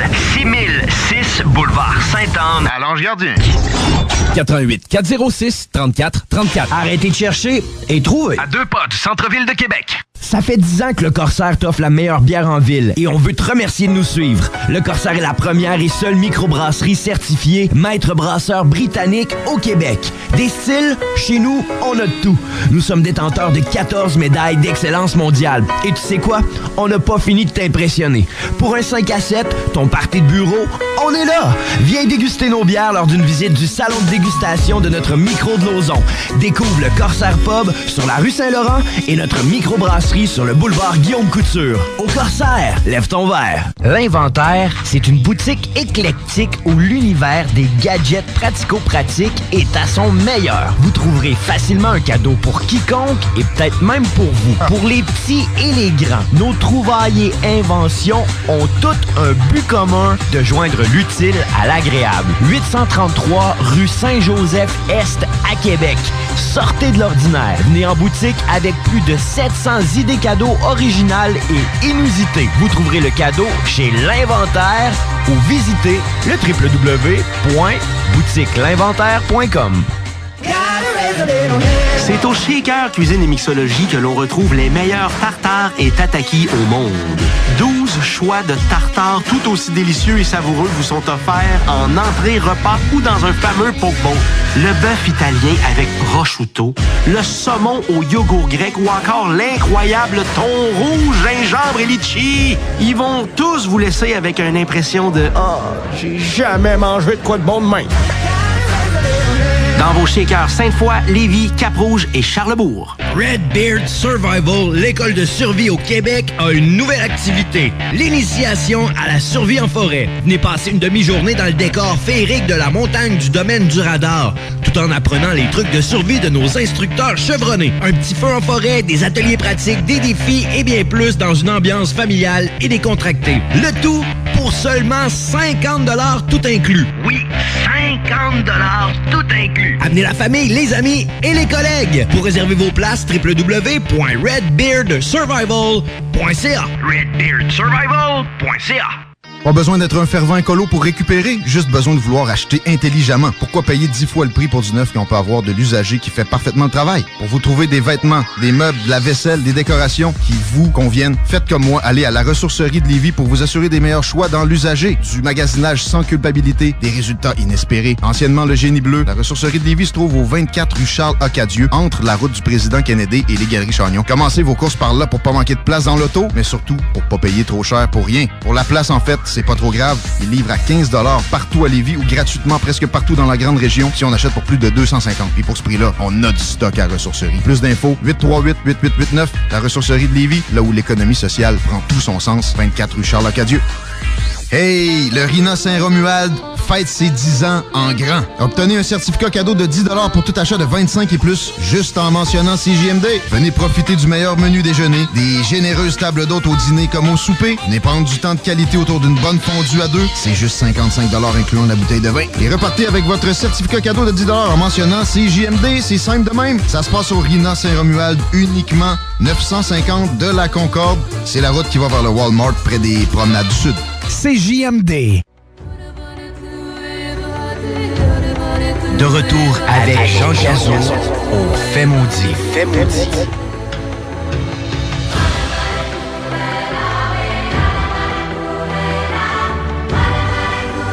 Nous sommes de retour au Fait maudit et on a encore donné un claque côté reconstitution. Je vous remercie encore. Arrêtez de me regarder, dites quelque chose. Ah, ça nous a fait plaisir. Ça nous a fait plaisir, M. Cazot. Bon. On est fatigué, là. Ça a été une rough, celle-là, là, parce que là, on en a fait 2 en ligne et puis c'est assez demandant. Vous avez... comment vous le trouvez, ce dossier-là? Parce que vous êtes vierge dans ça, vous autres. T'sais? Vous n'êtes pas des gens qui avaient vécu des grosses histoires ésotériques et ainsi de suite. Comme Nicolas, brutalement comme ça, le crois-tu? Les crois-tu? Ah oui, écoute, pourquoi est-ce que je les croirais pas, finalement? Tu sais, comme... Il y a quelque chose... tu sais, comme... oui, je les crois parce que il y a quelque chose dans son discours qui rappelle toujours la peur. Puis j'ai l'impression que quand on veut faire accroire certaines choses à certaines personnes, on dirait que, à moins d'être vraiment un très bon manipulateur, souvent, la concoction qu'on a élaborée, en fait, est exempt de ce facteur humain, tu sais, comme... c'est intéressant, ça. Je sais pas, à moins... Non, mais c'est pas fou, ça. Ouais. Autrement dit, quand on invente quelque chose... Ouais. On n'invente pas qu'on a eu peur. Oui, c'est ça. Je pense qu'on invente. On se met plus en valeur ou quelque chose de genre. Tu sais, je l'ai battu, tu sais, si je veux inventer une histoire qui m'est pas arrivée, là, tu sais, je suis allé à New York, il m'est arrivé quelque chose. Il y a des gars qui ont essayé de me voler, mais je les ai repoussés, j'ai fait ci, j'ai fait ça. Tu sais, si tu veux inventer, mettons, tu sais, tu vas te mettre en valeur. Mais si tu as eu à chienne, t'inventeras pas une histoire t'as tout à fait raison. À la limite, ouais, c'est ça. Il y a pas de... On dirait qu'il n'y a pas de schéma émotionnel, souvent, un mensonge. Il y a une complexité, finalement. C'est comme quelqu'un qui est vraiment apte. Une complexité factuelle. Oui, c'est ça, tout à fait. Ouais. Et puis autre chose, tu sais, comme... on dirait que... il y a trop un grand contraste entre le milieu dans lequel cette personne-là vit, puis sa réaction pour que ça soit un mensonge. Tu sais, comme, je sais pas, on parle d'un gars comme qui me semble... C'est pas un gars à qui tu pourrais dire coudonc, tu t'ennuies, trouve-toi une vie, là. Mm-hmm. C'est pas... Il est pas là. Il est pas dans... Tu sais, quelqu'un qui est... je veux pas être méchant, là, mais quelqu'un qui est désœuvré, qui se passe rien dans sa vie, bien sûr, peut être porté à inventer quelque chose comme ça, là. Tu sais. Mais non, je te dis, c'est un homme d'affaires. Puis c'est il travaille pour une multinationale. Ouais. Tu sais, imagine, je sais pas moi, vice-président d'une grosse compagnie je sais pas moi, Ford Canada ou quelque chose de genre, c'est pas ça pantoute, là. Ouais. Mais juste pour donner un... Alors, le gars, il a de l'ouvrage, là. Lui, là, quand c'est journée, là, il revient de là, il est épuisé, là. Tu sais, il a un stress énorme parce que il est très bien payé, donc quand tu es très bien payé, on exige. Ouais. On exige pas d'erreur, puis ainsi de suite. Alors, il me semble que ce gars-là n'a pas le temps d'inventer. Ouais, c'est ça. Il y en a peut-être déjà assez, finalement, tu sais, comme de jouer un rôle, finalement, au sein de la compagnie pour laquelle il travaille, pour ensuite... En fait, il me semble que ce serait contre-productif, en plus comme de sa situation professionnelle, d'aller comme jouer un rôle ailleurs. T'sais. Les voisins, là, ils existent. Ouais. Le médium aussi, là. J'ai parlé, moi. Alors, il y a une réalité, là. C'est pas une histoire qu'il invente. Il aurait fallu qu'il embarque d'autres mondes dans son histoire pour que ça tienne. Et s'il l'a fait, moi, j'ai parlé à des gens qui seraient complices de ça. Je ne jouais pas. Et dans quel intérêt? C'est ça. Dans quel intérêt? Ouais. Pourquoi faire ça? Le gars, il n'est pas question que je donne son nom, il ne veut pas aller à la TV, il ne veut pas aller à la radio. Alors, c'est pas une gloriole, le 15 Minutes of Glory, là, dont on parle souvent, là. C'est pas de ça qu'on parle. Ça l'intéresse pas. Non, ben c'est ça, d'autant plus que vous citez le fait qu'il refuse finalement de paraître à la télé ou en fait de se manifester à la radio. Donc, pourquoi inventer finalement cette histoire-là pour ensuite ne pas exploiter le mensonge à son plus grand potentiel? C'est ça. Je sais pas. C'est ça. C'est pour ça que je pense. Ouais. Parce qu'il y a des cas célèbres où les gens s'avancent, puis on connaît leur nom, puis ils le disent. Puis des fois, c'est suspect. Parce que tu dis, ils cherchent-tu de la publicité, ils cherchent-tu de la gloire, quelque chose, mais pas ces gens-là. On peut exclure l'hallucination, parce que les deux l'ont vu. Oui, c'est ça. Suite en partant, de toute façon, les hallucinations, c'est pas aussi courant qu'on pense. Là. Bien au contraire, il faut être soit schizophrène ou sur une drogue hallucinogène. Puis encore là, il faut comprendre une chose, des hallucinations, il faut savoir une chose. Tu as des hallucinations organisées et désorganisées. Et c'est pas la même chose. Les plus fréquentes sont désorganisées. Des couleurs, des formes, c'est pas précis, c'est pas... Bon, les hallucinations vraiment organisées sont excessivement rares. Oui, puis encore là, aurait-il qu'elle... Et tu ne peux pas partager à deux la même. C'est ça, il aurait fallu qu'elle soit collective, c'est ça que je veux dire. Non, même pas, parce qu'une hallucination collective est toujours désorganisée. OK. Tout le temps. Tout le temps. Ça, c'est par définition. Une hallucination collective, c'est galvaudé comme je vais te donner un exemple. Au cinéma, le film porte sur des... je sais pas.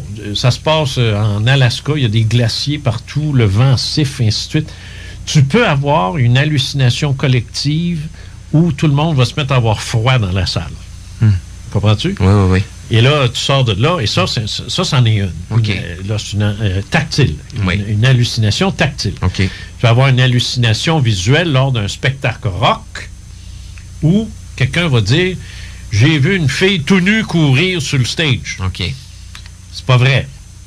Mais lui, il dit ça. Et là, tout le monde se rappelle l'avoir vu. Parce que ça fait partie de la game, un peu. Ouais, alors, et là, tu peux dire, ben oui, on l'a vu. Et là, tu as une fausse hallucination collective, mais ils vont tous jurer qu'ils l'ont vu. Ben, c'est ça, la mémoire déforme le fait, finalement. Ben, c'est ça, exactement. C'est ça, exactement. Et, mais là, dans ce cas ici, on ne parle pas d'hallucination. Il n'y a rien de naturel qui explique ça. Est-ce qu'on est d'accord? Je cherche à savoir, je cherche des alternatives avec vous autres. Ben, en fait, je sais pas, quand tu te trouves dans le bois, il n'y a pas... Je sais pas, c'est difficile à concevoir. Tu sais, c'est ça. Ça prend une source lumineuse. Il y a des explications alternatives, comme on m'a rapporté à un moment donné, des colonnes de lumière causées par de la glace, des cristaux de glace dans l'atmosphère, et où la lumière va se diffuser sous une forme de faisceau qui se termine un peu comme une trompette, là.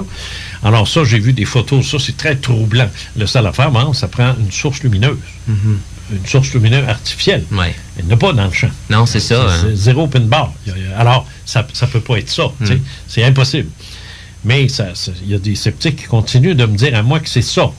Ils me regardent en face et ils me disent c'est ça. Oui, puis je dis, maudit innocent, il n'y a pas de lampadaire dans un champ de la boue. Bon. Alors, ils ne comprennent pas ça, mais en tout cas, c'est pas la première fois qu'ils ne comprennent pas. Les sceptiques seront confondus. Oui, ils seront confondus, en effet, oui. Puis toi, Mme Bourdon, qu'est-ce que tu penses de tout ça? Moi, je crois... Avance un peu. Ah oui. Moi, je crois à ça définitivement, mais moi, j'ai pas besoin de tellement de preuves. Moi, il suffirait que je vois un objet volant non identifié dans le ciel. Moi, je vais y croire. Puis, ça te fait pas peur? Non, c'est pour ça que je disais, j'ai toujours pensé qu'il était fin. J'ai mon côté naïf, là. Mais comment expliquerais-tu ce que Jacques dit quand il dit, par exemple, OK, ils sont fins, je veux bien, là, mais comment ça se fait que moi, je me sens malheureux pendant des semaines, puis déprimé, puis mal à la tête, puis je veux dire, excuse l'expression, mais ça l'a fucké bien raide, là. Comment j'explique ça? Mais ils ont probablement fait des tests sur lui. Alors là, ça l'a mélangé quelque chose dans le cerveau, ça l'a bousillé un petit peu. Ou il n'a pas aimé ce qu'ils ont fait. Oui, puis ça peut être conscient ou inconscient. Donc, ils l'ont enlevé. Il n'a pas juste vu ça, toi tu dis qu'ils l'ont enlevé. Peut-être ils l'ont enlevé, puis peut-être qu'ils ont fait ça à distance aussi. savez, eux, là, ces personnes-là, sont très, très avancées. Et on a des témoignages de gens qui ont vu les extraterrestres, personnes, et les personnes extraterrestres ne foulent pas le sol. Non, c'est fini. Elles marchent. C'est ça. Mais ça, c'est prouvé, là. Oh, oui, non, c'est sûr. Alors, imaginez, ils peuvent faire ça. C'est l'énergie, là. Ils servent de l'énergie ambiante pour... Alors là, moi...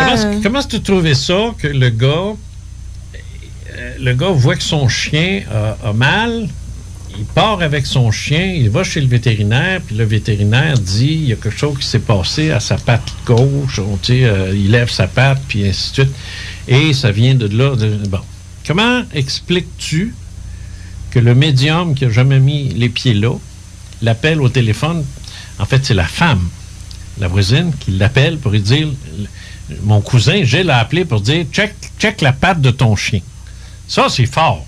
Je veux dire, je sais pas, je trouve ça fort, moi, parce qu'il n'est pas parti à pied avec son chien. Là. Il a pris son chien, l'a mis dans l'auto, puis il est sorti. La voisine ne peut rien voir de ça, puis elle ne sait pas où il va, puis elle ne sait même pas que le chien t'avait. Elle ne passe pas la journée dans la fenêtre pour savoir où il va.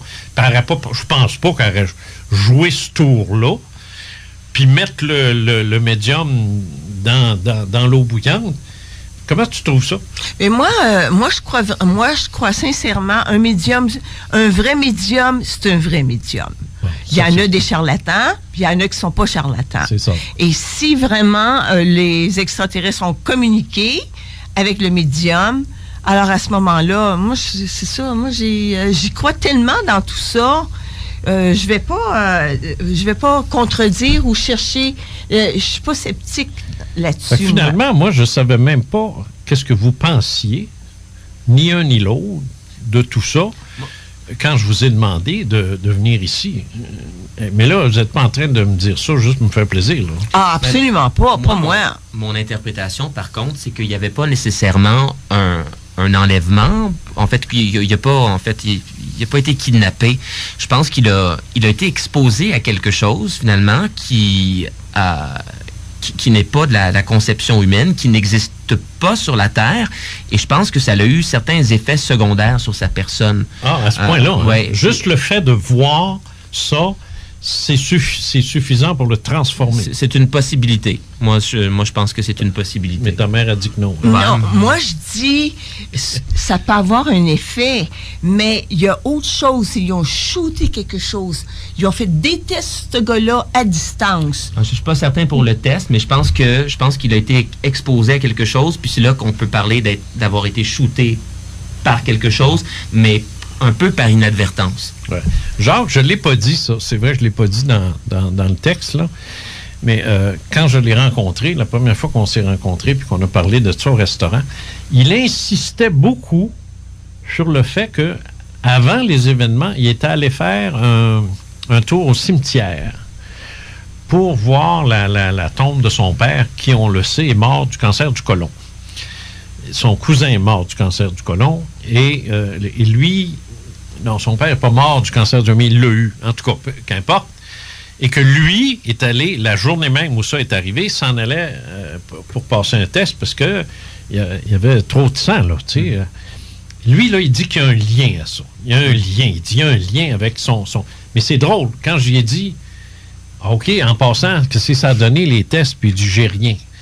Ben, j'ai dit, ils t'ont peut-être guéri. Ah, il aurait fallu le voir, tu sais. Il a steppé, là, puis c'est un colosse, hein, en passant, là, il est assez... il est pas mal plus gros que moi. Et là, il s'est reculé sur sa chaise en voulant dire, si tu dis là, toi, qu'ils m'ont guéri, il n'a pas aimé ça. Ça, j'ai trouvé ça bizarre. J'ai pas su comment réagir avec ça. C'est pour ça que dans le texte, je dis, peut-être que je suis allé trop loin. Et je suis jamais revenu là-dessus. Mais là, je ne sais pas s'il est à l'écoute, mais je dis là encore, là, oui, ils t'ont guéri. Arrange-toi avec tu veux, t'es loin, là, tu peux pas rien me faire. Mais il n'y a pas été question de fissure non plus, fissure rectale, non. Ils en ont-tu parlé de ça? Non, je ne sais pas si ça a été... non, ça, je sais que ça peut arriver avec les hémorroïdes, là. Ça peut être juste... Non, mais lui, il dit qu'il y en avait, là. Il y en avait, ça remplit la cuvette, là. Ah, c'est gros, là. Oui. Ça, tu t'en vas à l'urgence, puis ça presse. Là, oui, t'sais. Oui. Alors, c'est ça qu'il a fait, mais ça n'a rien donné. Les tests n'ont rien donné. Mais tu sais, on sait à un moment donné que tu peux... je sais pas si le stress peut causer ça, mais en tout cas, je suis pas médecin. Mais lui, là, il tenait absolument à ce que je tienne ça, que je tienne compte de ça dans mon enquête, que lui, il est allé carrément là au cimetière pour chose qu'il n'a pas fait depuis plusieurs années, puis en tout cas, lui, il met ça en lien. Puis une autre affaire dont j'ai pas parlé beaucoup non plus, c'est que Lucie s'en allait avec sa voiture, et puis, à un moment donné, elle voyait des lumières dans le dash, puis elle se demandait c'était quoi ça. Puis là, elle s'est dit, c'est une voiture neuve. C'est une Toyota flambant neuve. Elle s'est dit, coudonc, ils ont-tu mis des lumières, eux autres, que je sais pas quel piton pour fermer, puis c'est quoi ça? T'sais, il faisait noir, là. T'sais. Et là, elle s'est arrêtée, et tout autour d'elle est devenu blanc, très lumineux, et elle a regardé à gauche, et là, elle a vu une quinzaine de chevreuils couchés. Ça, ils font ça, couchés, traite là. Ça l'a complètement siphonné. Là, elle n'a jamais vu ça de sa vie, moi non plus d'ailleurs. Puis elle s'est dit, une chance qu'ils ne se lèvent pas toutes pour partir, parce que moi, je suis fait à l'os, rouler là-dessus. Là, elle regarde ça, mais elle dit, comment ça se fait? Je les vois en pleine nuit. Et là, elle est débarquée de sa voiture, puis c'est là qu'elle a vu un faisceau identique à celui qu'elle a revu après. Et ça, elle en avait parlé à son mari, qui a levé les épaules en disant « ben oui ». T'sais. Un peu comme il avait dit d'ailleurs. Il le dit dans le texte. Si un membre de ma famille m'avait raconté une affaire de même, je ne l'aurais pas cru. T'sais. Alors, il dit, elle raconte, et c'est pour ça que quand son mari est allé la chercher, qu'il a dit « Lucie, viens voir ça ici », puis qu'elle s'est levée, la première chose qu'elle a dit « Wow, je te l'avais dit, tu te rappelles du texte, c'est toi qui l'as fait. Je te l'avais dit, regarde, c'est ça que j'ai vu, c'est de la pyrotechnie, qui est une façon élégante de dire des feux d'artifice, là, mais comme s'il y avait eu des feux d'artifice dans les tubes. T'sais. L'autre aspect important que Jacques m'a dit, puis sur lequel je ne suis pas revenu non plus, parce que finalement, à un moment donné, là, c'est pas des émissions de 8 heures qu'on fait. Il a été question de... Il a été question de voyons, shit, je l'ai oublié. Ça se peut-tu? Je t'ai après dit quelque chose, je l'ai oublié. Je suis fatigué, je pense. Alors, de toute façon, c'est fini. Bon, alors, je vous remercie.